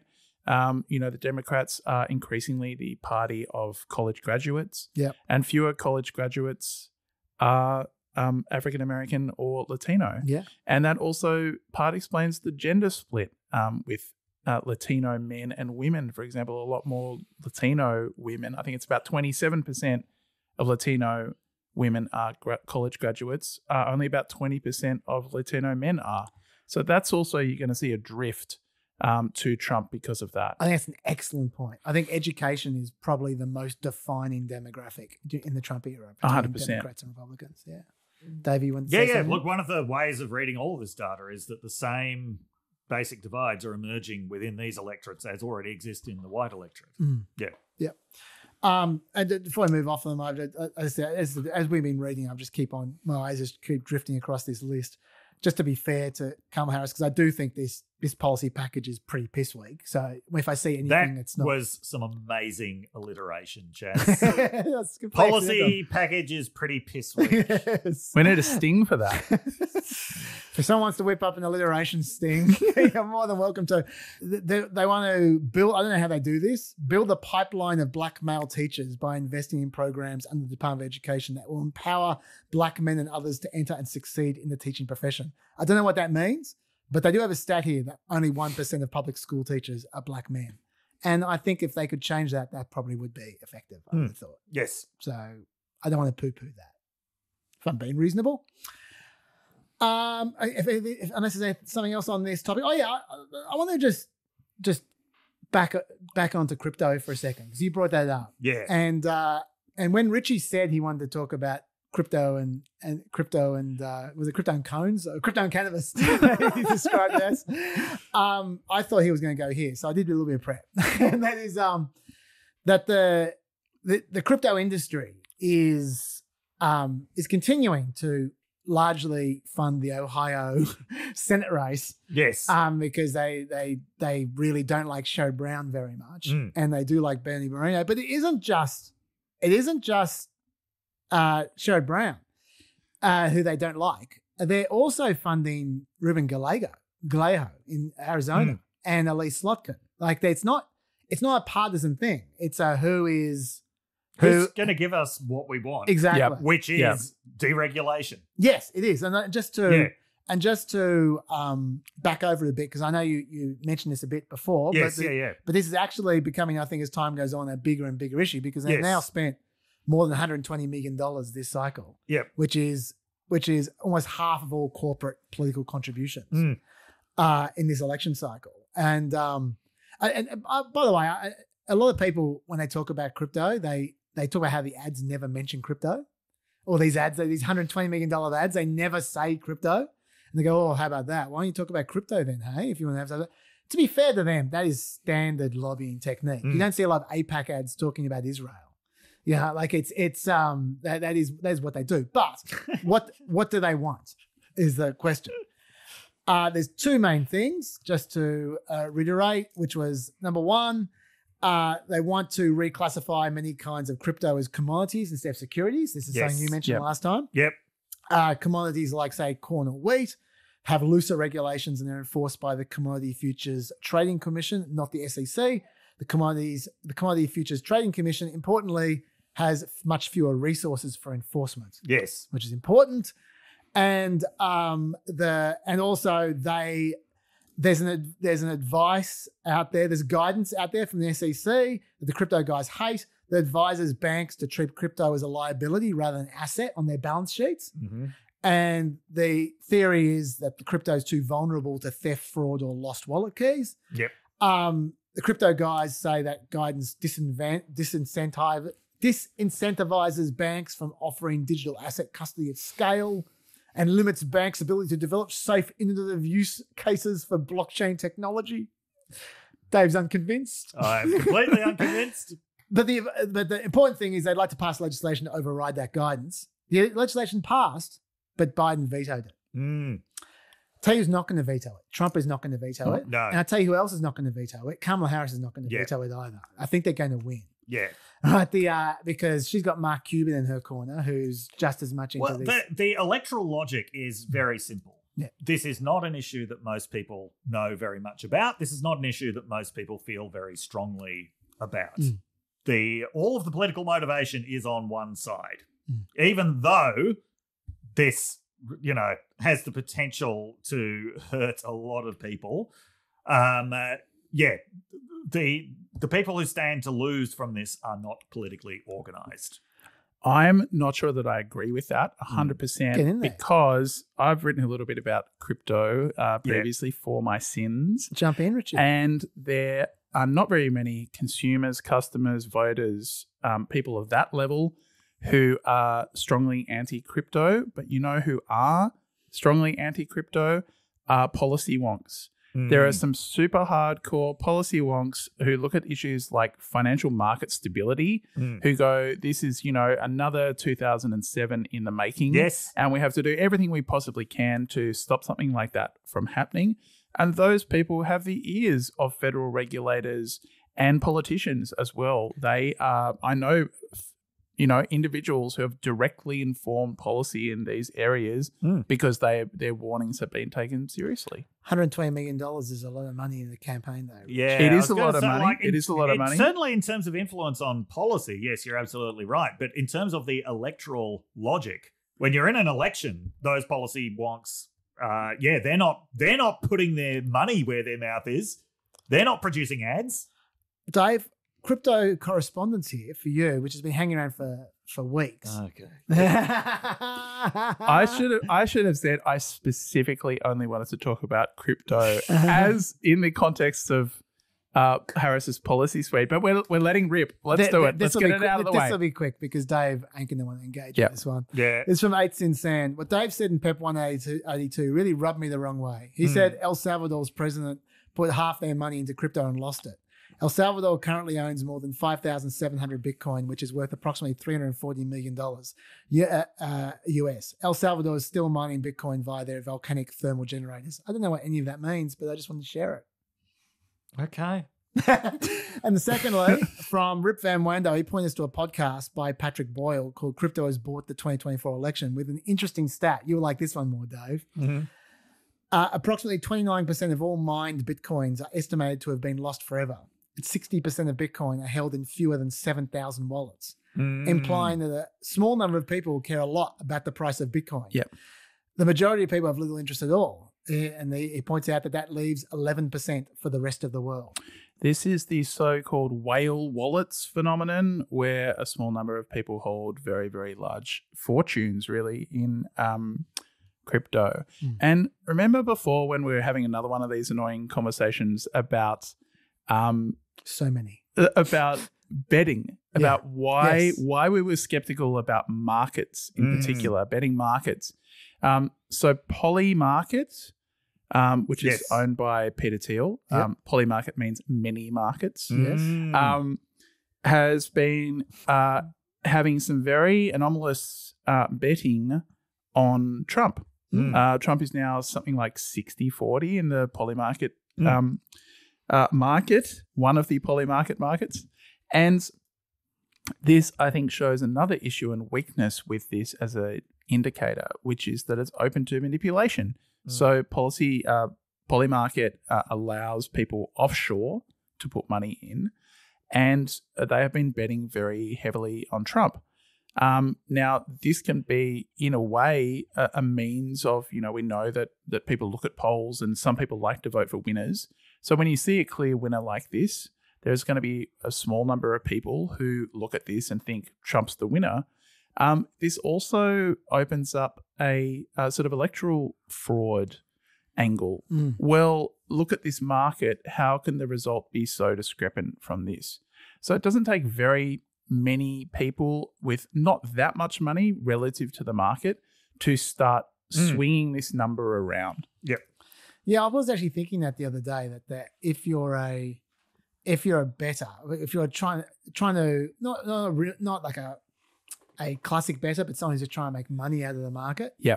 There's a lot of opportunities to make money in this market because it's swinging so rapidly back and forth. And if you just buy, if you're in one of those buy-sell type markets, if you just buy every time it's at 240 for whoever, you know that you're going to get value. If you got 240, if you buy both of them at 240, whoever wins. I'm surprised. I mean, maybe there are heaps of people doing that, but it just struck me as an opportunity. Not that that's what you're referring to there, but it did occur to me. Dave, you want to talk about the Georgia election ruling? Yes. So there were two important rulings made this week by the same Fulton County judge, who is Robert McBurney. Now, these arose from the Georgia State Election Board passing new rules over the last few months, one of which was that I think the rule was requiring counties to investigate votes if they had reasonable suspicions about them, and to delay certification until they had investigated them. The second was requiring every county to hand count every ballot 3 times. So both of these were potentially recipes for huge delay. certainly, if any electoral board official at a county level, bearing in mind a lot of these are Trump activists who have specifically gone into these roles in order to create chaos in elections. Yeah, anything they deem electoral suspicion can be used to hold up certification. Potentially trying to throw out results of entire precincts on the basis that there's supposedly reasonable suspicion. So McBurney ruled that no, counties could not delay certification. Yes. Under Georgia law, counties have to certify the vote by a certain date. It's one of these weird things like the first Monday after the second Tuesday after something. Yes. And he said if they've got suspicions, then they have to follow the law and bring those suspicions to the Attorney General. Their role is not to conduct their own investigations because they don't have the resources or the training to do it. Speaking of not having the resources or the training to do it, he said no matter what the merits of hand counting ballots, this was the ruling that he came down with yesterday, they've announced this a month before the election where they don't have the time or the resources or the training. This wasn't budgeted at all to actually do this. So he said, no. You are not going to be hand counting ballots because all this is going to do is to delay the result. I just want to tweak this a little bit, what you've Yes. said so far, which is that the issue originally was that there was an ambiguity. There was an ambiguity of that they wanted to have these investigations. Yes. Right? If something, the person who is certifying, the superintendent certifying an election, wanted them to investigate whether it was checked out. In particular, they wanted that person to compare the hand count of the number of ballots to the machine count of the number of ballots. Yes. At a bare minimum. That's what they wanted. And there was fears that it could just go on forever. Yeah. They said, no, the law specifically says it needs to be done by this time. Yes. And then people said, but what happens if your investigation is not done by then? Yes. And they said, well, the law says it needs to be done by this time. And they never really specified. And there was this hanging doubt about what happens if we get to that. Because there was a fear that what would happen is they would say, because it's not just, this is not the only date. There's one date after another date after another date. It's like dominoes. If you miss the first date, the next person's going to miss the next date and so on. And there was a fear that to just get the Georgia votes out, they would need to just go, okay, just forget that precinct. Yeah. And it just so happens that the precincts where all this was happening was Fulton County. Yes. Which is almost all Democrats. Yes. And so there's a real incentive to delay. Yes. And then to create this ambiguity, which is not resolved. And what McBurney did was he resolved the ambiguity. He said, I don't care what you do your investigations. I don't care. Yes. You need to have it certified by that date. Yeah. Investigation ends at that date. Yeah. Regardless. Even if you find fraud, you stop and then you hand it to the district attorney. Yes. So just to be clear, it was they were preying on ambiguity because they were actually saying, when people were saying, oh, this is just going to lead to internal investigations, they say, no, look, there's an end date. There's an end date. It's there in the law. We promise.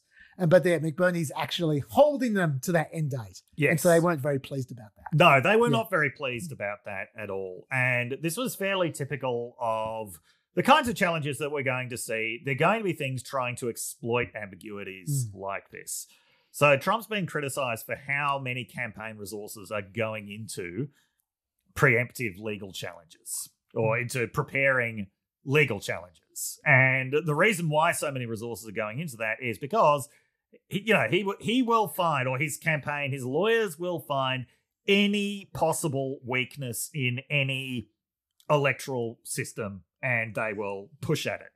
Although there does seem to be a baffling number of resources being dedicated towards states and counties where Trump's going to win overwhelmingly anyway. But I suppose the point of that is if you create doubt in those places, then you can create doubt anywhere. So in Georgia, there was particularly a concern that people with responsibility for certification would actually be throwing out results even where Trump won just in order to create the, create the precedents for throwing out results. So I think also there's when Republicans look at certification as a mechanism, often they seem to see it as the superintendent, these people, they have responsibility somehow for exercising their own judgment about whether this should be certified or not. The same way as they thought that Mike Pence had the right to exercise his own judgment about whether whether the election was real or not. So this is actually not how certification works. Certification is supposed to be putting a big rubber stamp on the results that have been collected and counted by the professionals who've actually got the responsibility for it. And if you have any doubt, you go to court. Exactly. Yes. Court and law enforcement is where this stuff is sorted out. Instead, what we've had over the last 4 years is this fantasy taking over that these elected officials of electoral boards, that they're the ones who have the right to decide whether an election is legitimate or not, or that state legislatures have the right to decide whether it's legitimate or not. That's just not what the law says. Yes. Or rather, not how the law has been interpreted to date. Yeah. I mean, the story about electoral fraud has never been particularly coherent or plausible. I mean, let's say, put aside for the moment that it's clearly false, but it's designed to have an outcome, which is to make people doubt the election. And very simple things like Republicans have, as far as I know, not contested any down ballot races in which have supposedly come about because of fraudulent ballots, right? Good you know, observation. they are the president and the senators that you vote for are on the same piece of paper. Yeah. And they have never said, well, all these senatorial and congressional elections are in doubt as well. It's been exclusively focused on the president. Great pickup. You know, they don't even seem to bother even to pretend that is a consideration. The other aspect is that Donald Trump has accused people of cheating not only in every single contest he has ever lost, from the Emmys to the 2020 election. He's routinely accused people of cheating in contests that he has won. Yes. For example, in the 2016 election, where he accused the Democrats of cheating even though he won. So what are the chances that a man who has been so put upon in all these contests he's had throughout his life would end up losing the ultimate one due to cheating? Unlikely. Obviously, the polling at the moment, stupidly close. It just gets closer. Emerson State polling has Trump leading Arizona by 2, and the rest are 1 point or less. Pennsylvania, Trump's up by 1. Georgia, Trump's up by 1. North Carolina, Trump's up by 1. Michigan, tied. Wisconsin, tied. Nevada, Harris up by 1. And take a guess what the average polling miss between 1968 and 2016 was. 1.5. Which? 1%. 2%. So all 7 states are within the average polling miss. Wow. And the average state polling miss, by mind you, is 5 points in the last 2 elections. Okay, so and just to throw in actual election results in the mix here, the Real Clear Politics average on election day in 2012 on the 2012 election day was Obama plus 0.7, and he won by 3.9. So that gives you an idea what we're dealing with. According to Nate Silver's model, the most likely electoral outcome as of 3 days ago was Harris sweeping all 7 swing states. The next most likely outcome is Trump sweeping all 7 swing states. So really anything could happen. And the polls have essentially been damn close to frozen for 7 weeks. Which leads us to a sort of one out of the box, where maybe what happens if all the polls are just completely wrong for an entirely different reason, which is what Nate Cohen at the New York Times has been talking a lot about recently. Yes, he has. And I know Dave wants to jump in. So on he's this. written about 3 different essays about this. And one of the reasons why we're talking about this is that at least on polling methodology, Nate Cohen has often shown very good judgment Yes. in the past. Okay. So he pointed out, and I was very surprised to learn this, that 2/3 of pollsters are currently using weighted vote recall. Now, what this means is one of the questions that respondents are asked is, who did you vote for at the last election? If they get something like 10% more people saying that they voted for Biden than they voted for Trump, then they are going to weight Trump voters more to make it more equal to what the actual difference was, either nationally or in that state. So they would weight it so it looks more like the 3% or 4% difference that it was between Trump and Biden. Now that is a way has basically emerged as the state-of-the-art way of trying to deal with the problems of missing Trump supporters in the previous two elections. They tried to deal with it by weighting on education. That just didn't work. In 2020, it was widely decided, I think correctly, that the problem was response bias, which is almost impossible to correct for. So this is the best equivalent that they've got of waiting for response bias. It's saying, if we end up with a poll where there are far more people who recall voting for Biden than actually voted for Biden in that year, that's a sign that we're missing Trump voters, probably because of response bias. So we're going to weight it in this way. And there's a logic to that. There is a definite logic to that. But what's the problem? Well, there are a couple of potential problems. One is there's a reason that this technique's been around for a long time. There's a reason it hasn't been used in the past. We learned about this in grad school. It's because people's memories are subject to social desirability bias. And one of the classic examples of this is people always remember voting for the winner in much higher numbers than they actually voted. They also, just on a more mundane point, they remember voting in much greater numbers than they actually voted. So it's quite normal to see more people claiming that they voted for the winner than actually voted for the winner. It's a kind of social desirability bias that applies to memory. And Nate Cohn points out that if you had it's so inaccurate that if you'd actually used weighted recall voting in any of the last elections, you would have made all the polls less accurate. Now, he says there are reasons to suspect that maybe that bias is going away. So in a more polarized environment, more politically engaged environment, 2 elections in a row with very high turnout, that gives you reason to believe that people might actually have a more accurate recall. I'm not sure if I buy that, because the problem is not, the problem is social desirability bias. Although he also mentions that because the incumbent who won is not in the race this time, that might also affect it. Again, I don't know, but that's one potential problem with using it. The other potential problem is, and he's big on this one, is that you potentially miss changes in the electorate itself. So you're building in an assumption that the electorate looks roughly the same this time around as it did last time around. What that weighted recall vote is really doing pretty effectively is this will pick up whether people are actually changing their votes.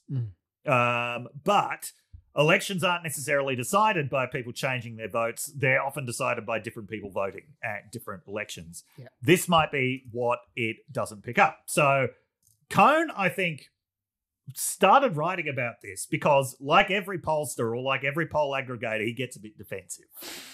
And what he was getting defensive about was the result showing Trump by 13 points in Florida, which is a big, big outlier, given that the average margin in Florida is about 5 points. There have been some showing at 3 points. He said, look, you know the reason why? Because we didn't use weighted recall voting. Okay, he said all the other polls are getting closer results because it was only a 3% difference in the last election. When you use the weighted recall vote, that's what you're going to get. He's like, I put it to you that this is not a good impression of Nate Cohn, but this was the anger that was coming through in his writing. He's like, I put it to you, Florida is just getting a lot redder, right? Have a look at the 2022 results. Okay, 13 points, maybe that's not right, but it's more realistic than all of these results that are suddenly showing something that looked a lot like 2020. This sounds a lot angrier than I'm imagining Nate Cohen. Probably. I actually think he's pretty mild mannered. This is how I would have responded emotionally. Sure. So Nate Cohen does acknowledge the New York Times might be wrong, though. He's like that. All of the weighted voting polls, and there are 2/3 of them doing it now, and a lot of very respectable ones, including a lot of university polls and a lot of major media polls, including Washington Post, including Emerson University, which we've been looking at. By the way, just a side note. So Simon Rosenberg at Hopium Chronicles is now referring to Emerson College as a red wave pollster. Right, yeah. Yes, that Simon Rosenberg, I mean, I know what he's trying to do. Yeah. But that should be the point where anybody with any kind of critical self-respect should stop reading Hopium Chronicles if you're referring to Emerson College as a red wave pollster.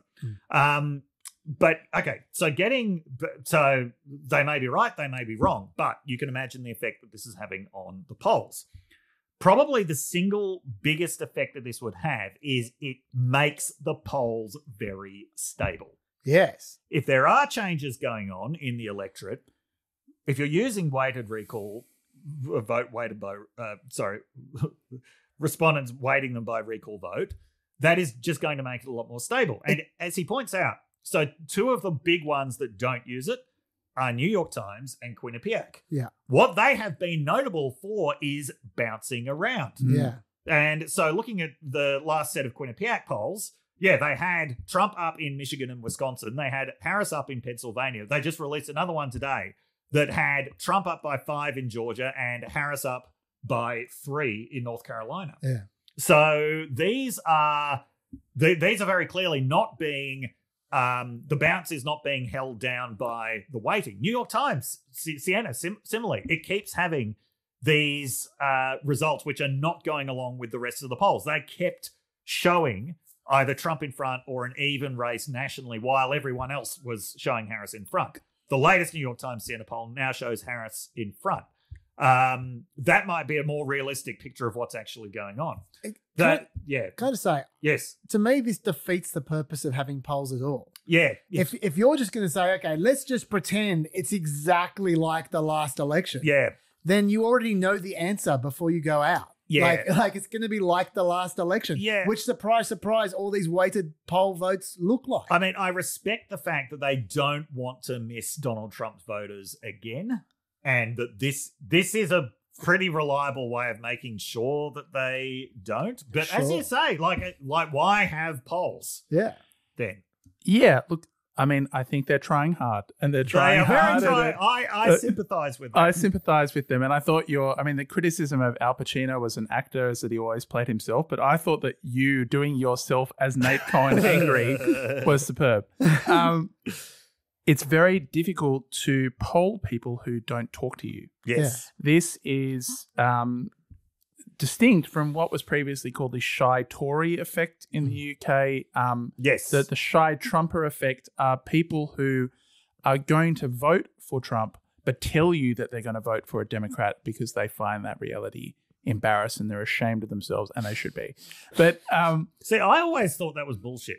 But now more than ever, like Trumpers are less embarrassed than ever about being Trumpers. There is a controversy about whether or not the shy Tory effect exists in a meaningful scale. It certainly did exist in the past, but it looks as though it doesn't exist in the same way that it used to. An exception to this, and again, this is very fuzzy, may be white women who still intend to vote for Trump. And that's a big may. So what you're trying to, but this is distinct from that effect, which is that as part of a kind of institutional aversion, a broad one, MAGA people just don't respond to pollsters. They just don't talk to polls. So what you have to do is try and poll people who haven't told you what they think. The best approximate that they're going to get is this sort of modeling. Yeah. But that's still an approximate, and an approximate is going to be less accurate. Can I also note that Nate Cohen took the trouble of giving us 2 polls. Yes. the New York Times CNN as it stands, Yeah. and the New York Times CNN with recall vote waiting. Yeah. And if you look at the difference, it's interesting because nationally, Harris +4 stayed as Harris +4. Didn't change at all. Yeah. Texas went from Trump +6 to Trump +3. Mm-hmm. Arizona went from Trump +6 to Trump +6. Didn't change. Yeah. Georgia went from Trump +4 to Trump +6. Changed a little bit, but didn't make much of a difference. North Carolina went from Trump +3 to Trump +6. Didn't make much difference. Florida went from the troublesome Trump +13 to Trump +7. Then we got 3 states left over: Wisconsin, Michigan, and Pennsylvania. They went from Harris +2, Harris +1, and Harris +4 to Trump +1, Trump +1, Trump +2. So the difference it made was it gave the blue wall from Harris entirely to Trump. Yes. So if they're right, that's the whole election. Yep. Yeah. Look, regardless of how accurate the polling is for individual polls, the broad picture looks, if we're going to generalize from it, I think one way we can generalize safely is to say the Electoral College pathways to a Democratic win look to be much narrower than the pathways to Republican win. Would that be fair? Yeah, I think that is true. I think in all likelihood that Democrats, they just need to win the blue wall. Yep. If they don't win the blue wall, yes, they can do it with North Carolina instead of Wisconsin or whatever. But just the chances of Democrats winning any of those other states without winning the blue wall are not great. So I think in that respect, there is really one realistic path, and it's through the blue wall for Democrats. Whereas Republicans just need to take any of those states off the Democrats, any of those 3 states, and then they're in a good position. So they have 3 times as many paths. Yep. Yeah, I think that's true. Yep. One of the disturbing implications from what Nate Cohn says, and I kind of even hate myself for mentioning this, but I keep thinking about it, is if on election day, right, you're watching and Florida's going to be one of the first results that comes in, if it's like Trump's only winning by 3, most Democrats are going to be like, yes, we are in with a good shot in this election. But if you've been reading too much Nate Cohn, you might think, oh, fuck, weighted recall voting is correct. We're going to lose. We're going to lose it all. So, as I say, I hate myself for even mentioning that because I don't want to add to anyone's election day anxiety. But yeah, if you see Florida by 13, maybe that's portending a Harris victory. Look, Dave's got one more topic here, but this is just too good a segue to the next Richy topic, which is what happens if the election is very close. What happens if the election is very close? Was that what you were planning to do? Just ask us? It's going to be close. It is. I think it is going to. What happens? Every indicator is that it's going to be close. And even if it's not close, it's going to seem close because Pennsylvania and Wisconsin early votes aren't going to be counted for days. Yes. So unless it's a smashing, we won't know the result for 2 or 3 days at least. Like people are expecting the result at midday or 1 p.m. on the Wednesday. You're wrong. It's just, like that would just be so unlikely. It would be a whitewash if that was the case. Yeah. So it's going to be close. So, both of you, I was going to ask a version of what do both of you think will happen if it's going to be very close, because you both have different considerations of the kinds of legal challenges that might take place in different places. What happens if those legal challenges end up in the Supreme Court and the mechanisms by which that could happen? And if we do have an election campaign which doesn't result in a peaceful transfer of power, not necessarily through political violence, but just a kind of unresolved delegitimized legal process which is not recognized by the parties to it. Okay, well, I'll go first. I'll be very quick. The first thing is that I think the fact that where everyone is so alert to this situation is a good thing. Yes. It means the lawyers have got to it early. Like the Republicans have been in court for the last 6 months trying to argue a whole bunch of lines that if they weren't awake to this, they would be arguing after the election. Yeah. So that's a good start. The second thing is because everyone's awake to it, it means there's going to be scrutineers at 10 paces. Everyone's going to have their scrutineers out. That's good. The more transparency there is, the more things are being filmed, the more things are being recorded, the less bullshit there can be. Yes, people are going to try and spin records to their liking, but once again, like when there's a video which shows that Rudy Giuliani is full of shit, lawsuits go against him and he goes bankrupt. Yep. Yeah. And so I think that, or especially the experience that we have just had with the 2020 election is going to instruct people to watch what they do when there are 1,000 lawyers watching them at all times. So I actually think the fact that there is so much heightened awareness of this is actually a good thing as far as concerns about the post-election period goes. I mean, there's going to be contention, but that's going to be the case with Trump. It's always going to be the case. So I think this is the best way to deal with it. I also think that the fact that it's a Democratic administration or a Republican administration is going to help. I think the dog that didn't bark in 2020 was the Department of Justice. They had very little to say because Trump wouldn't let them. This time around, that's not going to be the case. The Department of Justice will be all over it from the beginning. And I think that that's going to put the thumb on the scale of every single contentious issue. Yes, there'll be whinging and there'll be whining, there'll be suggestions of bias and all the rest of it. But just having serious lawyers, serious administration lawyers weighing in at all stages sounding official is going to help the PR battle. And so I actually think that there is much less chance of a problem now than there was in 2020. That's my view. What do you think, Dave? Yeah, there were 3 important developments. One was the defeat of the America First Secretary of State candidates in 2022. Yep. The second was the reform to the Electoral Count Act, passed on December 29th of 2022, which clarified that the vice president's role was purely ministerial. Not that that's that relevant when Kamala Harris was the vice president, but also limited the scope for protest in Congress. And the third development was that in 2020, remember, one case made it to the Supreme Court and it was knocked back. This was the ridiculous Texas Attorney General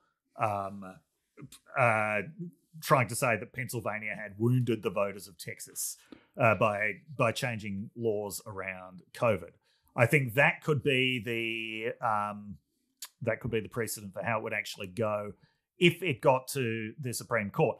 Another really important development is that the Supreme Court has ruled out the state legislative supremacy theory of elections.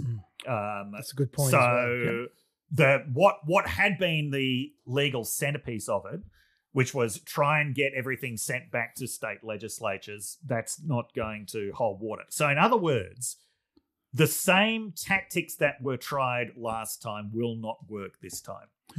The question is, what new approaches are going to be developed? And I think that's going to be hard to see until it actually happens. That's fair. Another thing is, last time around, the closest margin was 10,000 votes. Realistically, you're never going to overturn a 10,000 vote margin. If you have a margin of fewer than 1,000 votes, that I think is when you get into territory of legal challenges have a good chance of working. That's when you're into Florida 2000 territory. That's fair. So I just want to add one more thing about the legals, which is the fact that the Republicans have had many, many, many goes in the lead up to the election. Means that if they pull some new bullshit, it's not going to fly. The courts are going to say, hang on. Not only did you know that you had every opportunity to make these appeals beforehand, but you chose to make a million other appeals and you didn't make this one? No. Novel theories are not going to fly. I do agree entirely with what Dave just said, though, about if there's a if there's a 300 vote margin, Yeah. then And then that's we one go of to the the things. races. Like, if the polls really are, if it really is as close as the polls are suggesting, then this could be the election where some key state comes down to fewer than 1,000 votes, and then it's anybody's guess, because there are always irregularities in elections. Just usually they're not on a scale. And they're usually more due to accidents than to fraud. But yeah. And I can't think of an election where there are this many 50-50 states in play. No. Like there's plenty of elections where there's 1 or 2, but 7? Yeah. That's a lot. So there's, half the Supreme Court are alumni of the Bush v. Gore decision. That's true. A lot of them were intimately involved with that as interns or clerks or whatever. I agree with both of what you said about this kind of, it does seem like it's stronger in a lot of areas than it might have been in 2020, which is counterintuitive. One other aspect of that is the Dominion lawsuit. Yeah. This is, taking almost $1 billion chunk out of Fox News for making allegations of electoral irregularities. I think that other people are going to be a bit gun shy about doing the same thing. The exception to that might be Elon Musk. Sometime PEP Apira El Hardy thinks that if the election is close or disputed or Harris wins, that X, aka Twitter, is going to turn into kind of Radio Rwanda after election day. Yeah, could be right. Dave, I can see the time. Yep. I can see you looking at the time. Yes. We'll save Dan Osborne for next Okay, time, shall Dan we? Osborne's not going anywhere. We'll put a pin in Dan Osborne next week. Okay. All right, so Dave, you can keep it going for a bit, can you, Rich? Yeah, I'll keep going for a bit. Okay, all right. So thank you very much, Dave. Stay peppy. Stay peppy. Stay polarized. See you, Dave. Now, folks, for those who are wondering about whether there's any point worth living after Dave leaves PEP, not only is there great incentives to listen to what Richy has to say about many other things, but we haven't told you yet, there's a family announcement coming, and it's a biggie. I think you're going to like it. So stick around for the... Well, it won't go too long. This is not going to be a 12-hour. I'm trying to retain some discipline here. But stick around for the denouement, because it's a pretty exciting announcement coming. Welcome to the other side of the white flash and that very special sound effect. Thank you, Lockie. Now, in the little break while Richy regathered himself and moved to a new seat, he only had one thing on his mind, which is the fact he forgot to mock Dr. Dave to his face. And you know how we roll on PEP. We're going to mock him behind his back. That's what we're going to do. It's the best way to do it. So, Richy, what did you want to mock him about? Now, I would never mock Dr. Dave. As a rule, I have a great deal of respect for him. Yes. But I did want to mock, in passing, his friend Noah Smith. Ah, yes. Because Noah Smith, I hope I'm remembering this right, Noah Smith became very exercised about calling January 6th an auto golpe. Ah. He got very mad and he was like, this is not a coup, this is an auto golpe. And he kept on using the word auto golpe, which I think is a funny word. Yeah. But it is a funny word with a serious point. I say, pretension aside, is he correct?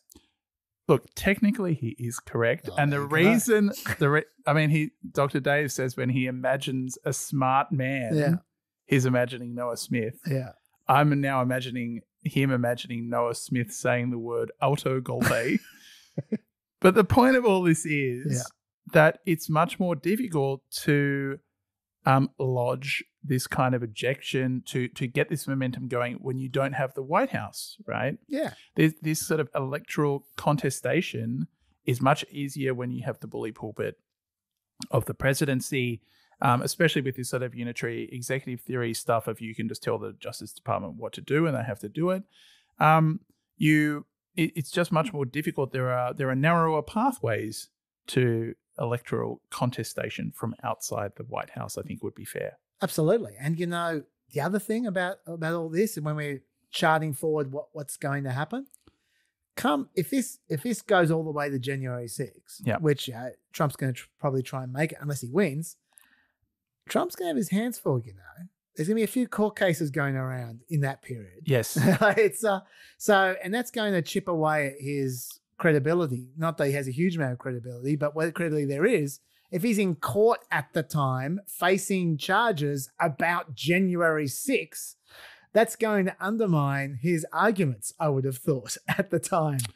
Look, I'm not sure about that. I think there is this sort of holistic excuse which is used by Trump supporters that, of course, they're taking him to court because this is how they're going to keep him out of the White House even after he's won the election, which he's been cheated out of.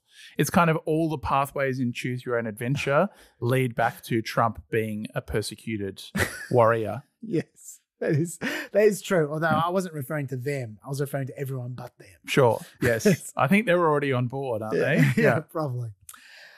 Okay. As I said, we're recording this on a Thursday, and I don't know what's going to be on Planet America on tomorrow, on Friday, but I want the next topic to be part of it. So if I repeat myself on a show that you've already watched, there's some really strange time things happening in my head right now.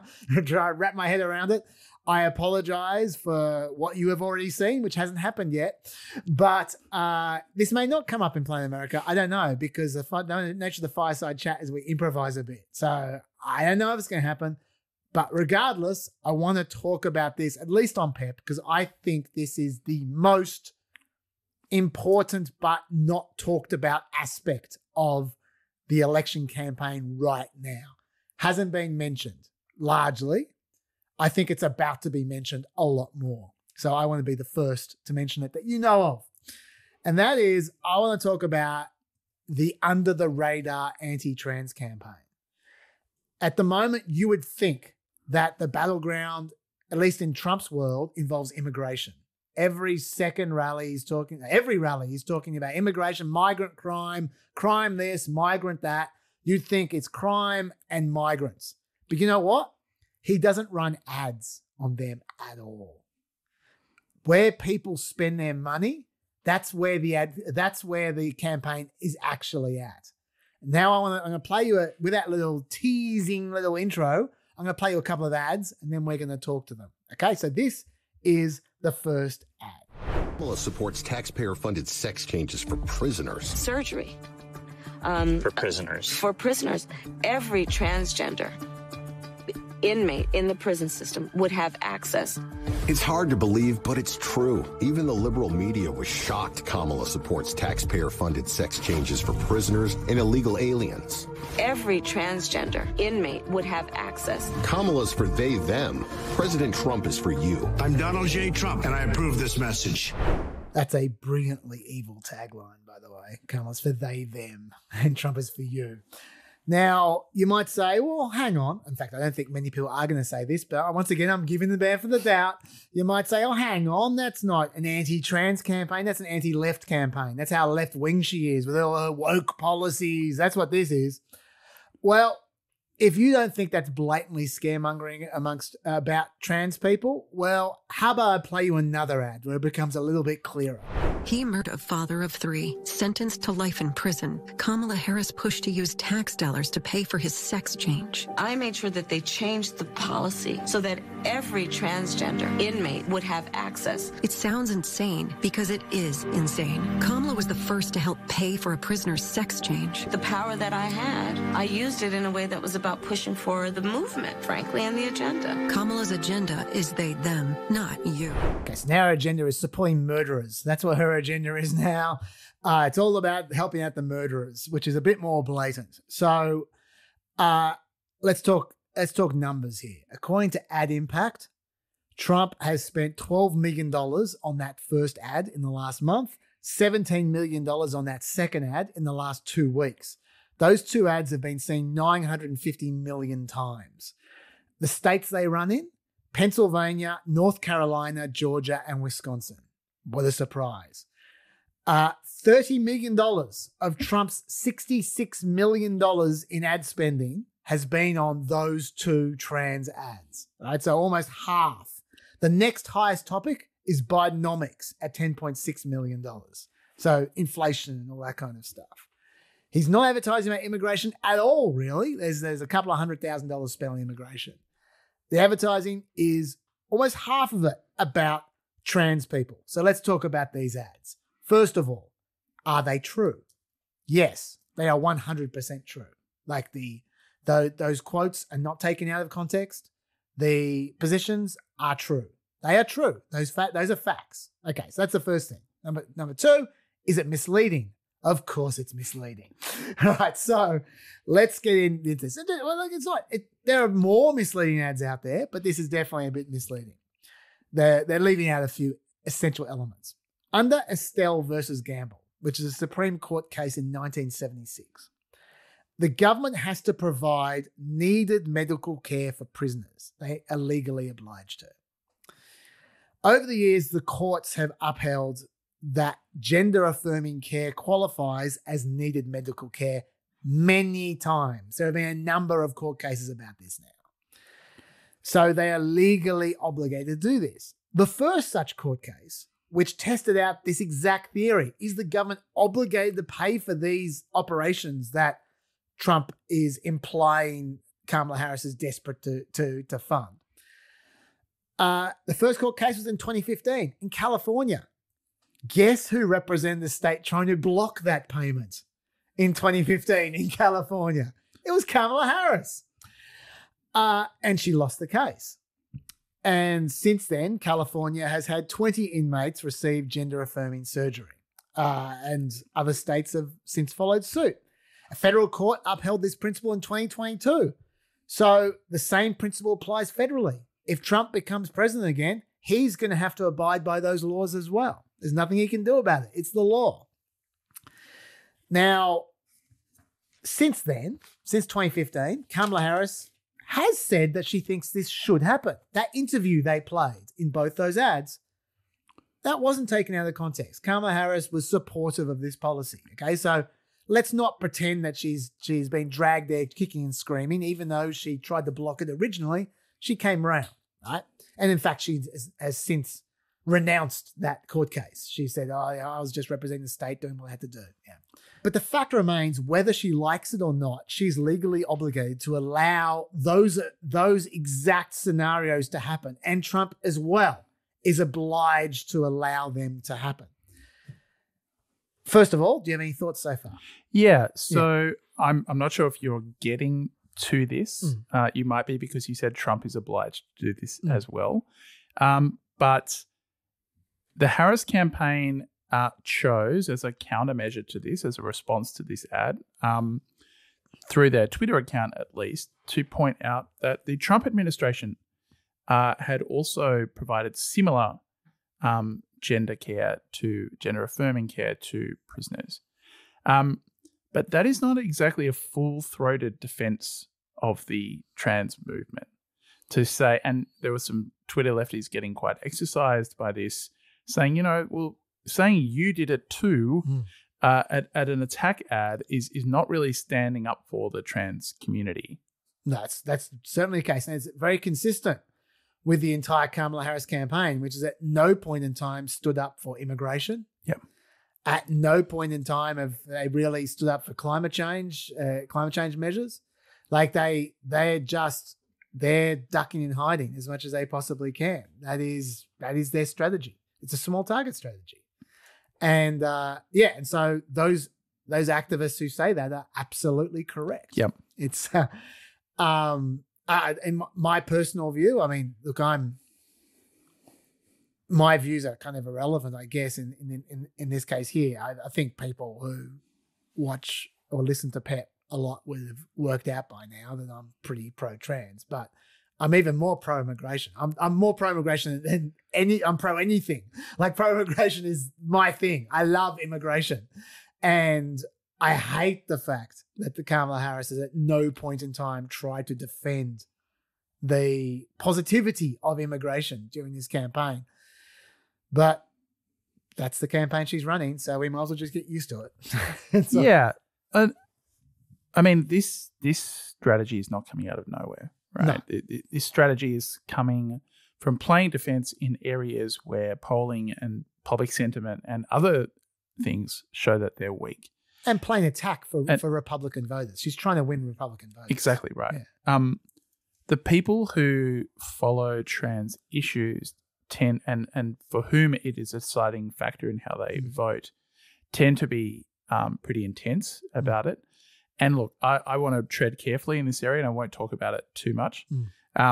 But one thing that is notable, and I think has a bit more cut through than you might expect in the US, is that the way that gender affirming care is done, especially for minors, is quite different in the US now from how it is in Europe. Yes. And most European countries have wound back the degree of intervention that they are doing for minors who are questioning their gender identity.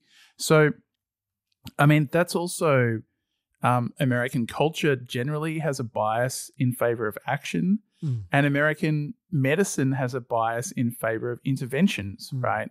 So it's not just a split that you see on trans issues, but on trans issues, it looks like the US medical establishment is making a kind of intervention that is becoming rarer elsewhere in the world. And I think that that is an aspect of the vulnerability on this.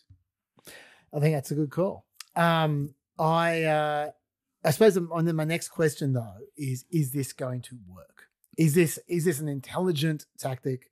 I mean, it's an ugly tactic, but yes. Is it because note these ads aren't about children having having gender reassignment at 6 years old or something. They're not even about sport. Yes, which is one of the perennial issues. What it's about is about adults wanting gender affirming care and the government being obliged to provide that gender affirming care if the government has them in custody. That's what this is about. And I don't see how this argument could be anything but ugly. The magic word there that is not in that ad is obliged. Yeah. That for a even sort of right of center voter, this is a trifecta of things that they don't like.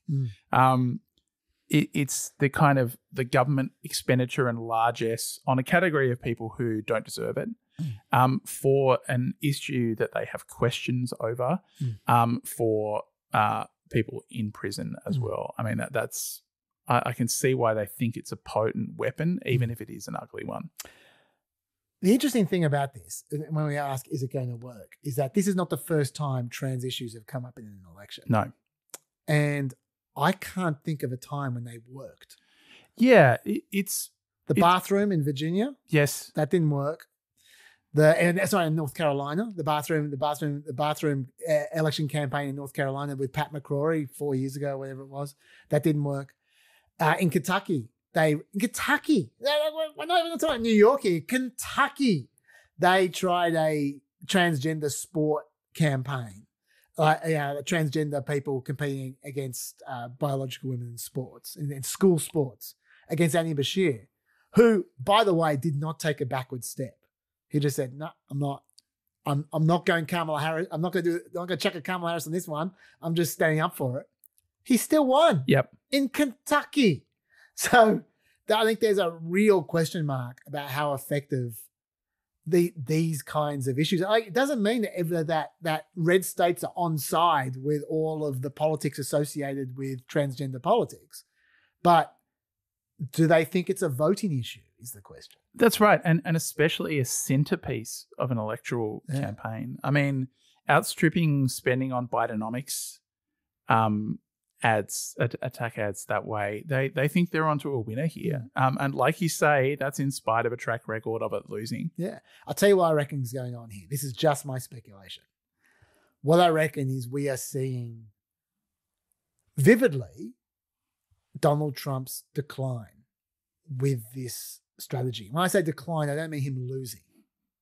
I mean him losing, him becoming old and him becoming less dynamic and effective and in control of his own destiny. And what I'm referring to there is I don't follow a lot of people on Twitter these days. Like, I don't really do Twitter like I used to do it. But I wonder why. Yes. But I am very conscious of Don Jr. being obsessed with trans issues. Yes. For a very long time. And Trump didn't do this in 2020. No. Look, and he could have. This is going into the recesses of my memory, so caution accordingly. My understanding is that Donald Trump personally has had not major issues with trans people in the past. Well, he originally was quite, I don't want to use it liberated, but he was quite progressive when it came to the bathroom issue originally. Yes. Way back when, before it became a huge political football. His instinct was, oh yeah, who gives a shit? And then that changed rapidly when he thought that there was a political reason to be on one particular side. But no, yeah, I don't think that's his natural inclination necessarily. It's definitely Don Jr.'s natural inclination. So what I think's going on here is I think this is Don Jr. I think this is Don Jr.'s campaign, which is why I think it's reflective of the fact that Trump is taking instructions from people in a way they didn't used to do. That is a hot tip. I think you're probably right. It's also a sign of generational divide in the Republican Party, where younger Republicans seem to be, in some ways, weirdly more upset by this than older Republicans. And a fascinating kind of signal of that is Rick Santorum. You know, Rick Santorum has in the past, this is an ultra-conservative religious candidate, almost a byword for religious conservatism in the Republican Party at one stage. And he has held the view and expressed the view publicly that if you say you're a woman, you're a woman. Yeah. That would put him out of step now, I think, with the contemporary Republican Party. I was really surprised to hear that. Yeah, I think he was talking about the Jenner family specifically. So it might have been a personal relationship which got him over the line, but Rick Santorum is pro-trans. There you go. How about that? I haven't watched the whole Fox News interview of Kamala Harris yet. That happened a couple of hours ago because we recorded this on Thursday. I know I'm going to have to watch it before Planet America tomorrow because we're certainly going to talk about it. But because I knew I was hot on this topic, I was saying to everyone around the Planet America office, I bet Brett Baer asks her about the transgender prisoner thing. Because since that's the ad that they're running all the time, Brett Baer knows that. And he's going to be looking for gotchas. And this feels like a gotcha. So I bet you he asks her that. And that will be quite telling. Like if Kamala Harris is smart, she'll be ready for it. It'll be quite telling how well she copes with that relatively tough question compared to the questions she's received so far. I haven't watched the whole interview, but I did watch that question because he did ask it. And I got to say, I thought she dealt with it pretty well. Are you still in support of using taxpayer dollars to help prison inmates or detained illegal aliens to transition to another gender? I will follow the law. And it's a law that Donald Trump actually followed. You're probably familiar with, now it's a public report, that under Donald Trump's administration, these surgeries were available on a medical necessity basis to people in the federal prison system. And I think, frankly, that ad from the Trump campaign is a little bit of like throwing stones when you're living in a glass house. The Trump aides say that he never advocated for that prison policy and no gender transition surgeries you know what, you got to take responsible for what happened presidency. in your administration. Yeah, no surgeries happened in his presidency. It's in black and white. Would you still advocate for using taxpayer dollars for gender reassessment surgeries? I will follow the law, just as I think Donald Trump would say he did. You would have a say as president. Like I said, I think it's he spent $20 million on those ads, trying to create a sense of fear in the voters because he actually has no plan in this election that is about focusing on the needs of the American people. Whereas, at $20 million on that ad, on an issue that, as it relates to the biggest issues that affect the American people, it's really quite remote. And again, his policy was no different. Look at where we are, though. They say on it was plans for different, the but American we'll people, move on. I'm offering a plan to deal with affordable housing.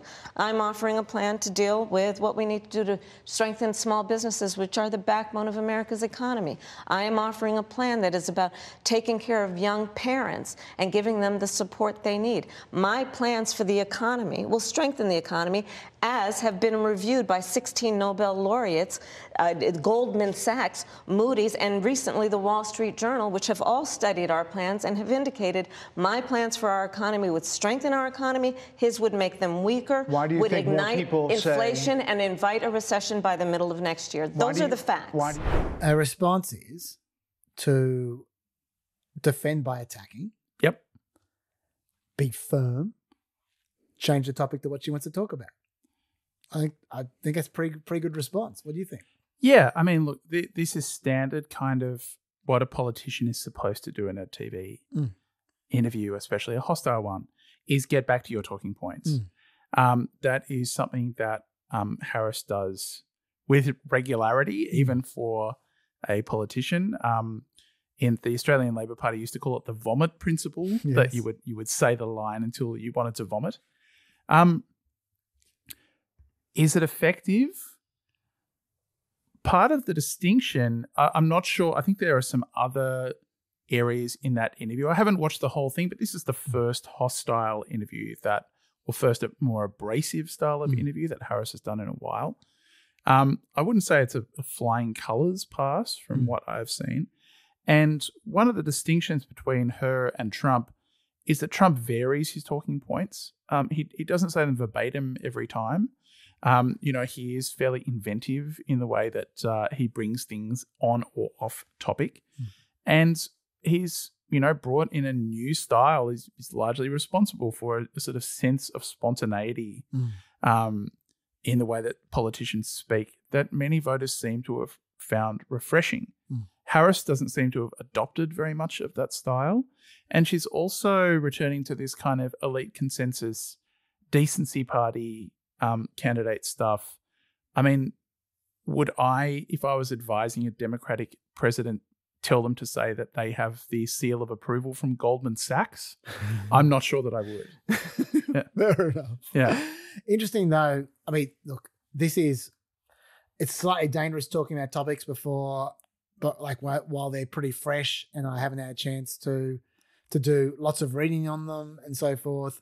Like, I'm not weighing in on the stuff which I don't know about. Like, for instance, I just left on the ground what you were saying about whether Trump had paid for these operations or not during his presidency. I don't know, so I just didn't comment on it. I did note just then when we played that grab though that reading between the lines, like Harris used very careful language saying those procedures were available to prisoners under Trump, which suggests to me that no one did have any of those operations under Trump, especially given the court case I described, the federal court case was 2022. Yes. But the fact remains that he is still obliged to follow the law. It is challenging when your opponent is willing to lie and you are not. Yes. That is a form of kind of asymmetrical warfare in a sense, in a rhetorical sense. In these situations where she is thinking about it, she's still talking like a lawyer in that way. Yeah, she's very conditional in the way that she talks. Yeah. Here you go. Okay. Do you have anything to say about this or anything else before we go to the family announcement? No, I'm really excited about this family announcement. I have no idea what it is. Really? Yeah. Oh wow, you're really dumb because we're talking about it in front of you. Oh, I wasn't listening.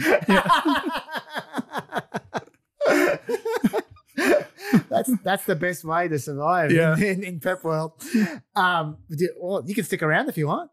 Oh no! I have a family situation of my own to get back to. You're not that excited. No, that's all right. You can watch it afterwards. I know you watch Pep. I do. Tremendous. Richie, thank you so much for sticking around a bit longer. Thank you. And thank you very much for this energy polarizer, which we'll keep on set. Lockie, can we try not to lose this? Lockie doesn't look optimistic. Thank you so much, Rich. Thank you. We'll see you probably around election time, I expect. Either just before or just after. Pleasure to be back. Till the family announcement, stay peppy. Welcome to the other side of the white flash, and we're here for a very exciting family announcement. You probably can guess by now what this is about. Lockie, tell us all about it. So we finally did it, guys. We finally have a merch store operating. Woohoo! Happy, triumphant fanfare, well-deserved. Yep. If you guys head to www.pepchazdaveshop.com, you can get yourself a full array of shirts. There's a hoodie, there's a hat, and there is a mug, all available for you lovely peppers to purchase away, and it'll help support the show. But more importantly, you finally get to wear something Pep. But more importantly, it'll pay Lockie's wage. I've been paid. I've been paid before this. So I'm not going unpaid. It's not. I'm not blackmailing anyone emotionally or literally. Totally stoked that that's been set up, and we've had tons of you listeners and watchers reaching out with ideas for designs and requests for types of merchandise that you wanted. We had tons and tons of people asking for a Reagan Bush 84 style shirt. And so one of the designs that we have does say Dr. Dave Chaz 2024 in that design, and it's on a hoodie and a shirt. I'm quietly quite pleased with that one. I've already ordered that for myself. Do you reckon I should wear one? No, I can't. I was going to say, should I wear one of them on Planet America? You absolutely should wear one on Pep. You should wear the one that says "Too nerdy for TV." No, I shouldn't wear my own merchandise. That's pretty poor on many levels. But I can't think of anyone on the ABC who's worn his own shirts. Yeah, well, yeah. Yes. If there is something you want that we don't have, and that's probably the case because it's early days, suggest it. We can add more. Yeah, that's cool. This is it. We'll keep on adding stuff as time goes on. Is it what do people know about it? Need to know about this? We do have shipping to America. We had requests for people doing that, so there is international shipping. On shipping, I will note, I'm not sure yet how long it takes. So I have ordered. We got the shop running just a couple of hours before jumping into the studio today, and I quickly ordered myself a shirt. So I don't know how long things take to arrive. If things are taking you guys too long, absolutely let us know, because the way that the shop works is we can change whatever we need to with distributors and prices. Pretty much everything's changeable. Designs particularly are changeable as well. So as Chaz said, if you've got anything that you really want on a shirt, build it and we can probably get that made. I'm not sure if that's a great way to run businesses, but we'll give it a crack. It's a terrible way to run a business, but it's a better way to run a business than we've run this one until now. So let's take that. This is very exciting. Thank you so much for that, Lockie. No, thank you. Thank you. One of the other quick announcements is, despite all of my best thoughts, I did put a Make Pep Great Again hat on the store. So if you are brave enough to go and wear a red MAGA or MAPA hat, go for it. Up to you. Like we said, you can, if you want a different kind of hat, you can ask for it. A dark MAPA, yeah. Sure. Yeah. I'm sure Elon will he'll take all our merch without any doubt whatsoever. Well, that's great. So get onto it now. That site should be up. That site's up. That site's up. I'm going to go straight after this. How about that? Christmas time is coming. Yeah. Oh yeah, good. Buy some Christmas stuff. We'll make them Christmas shirts. Yeah. Yeah. Sure. Yeah. Okay. Well, thank you very much for that, Lockie. Thank you very much for that, Chaz. Thank you very much for that, Peppers. And Lockie will see you guys next week. Till then, stay peppy.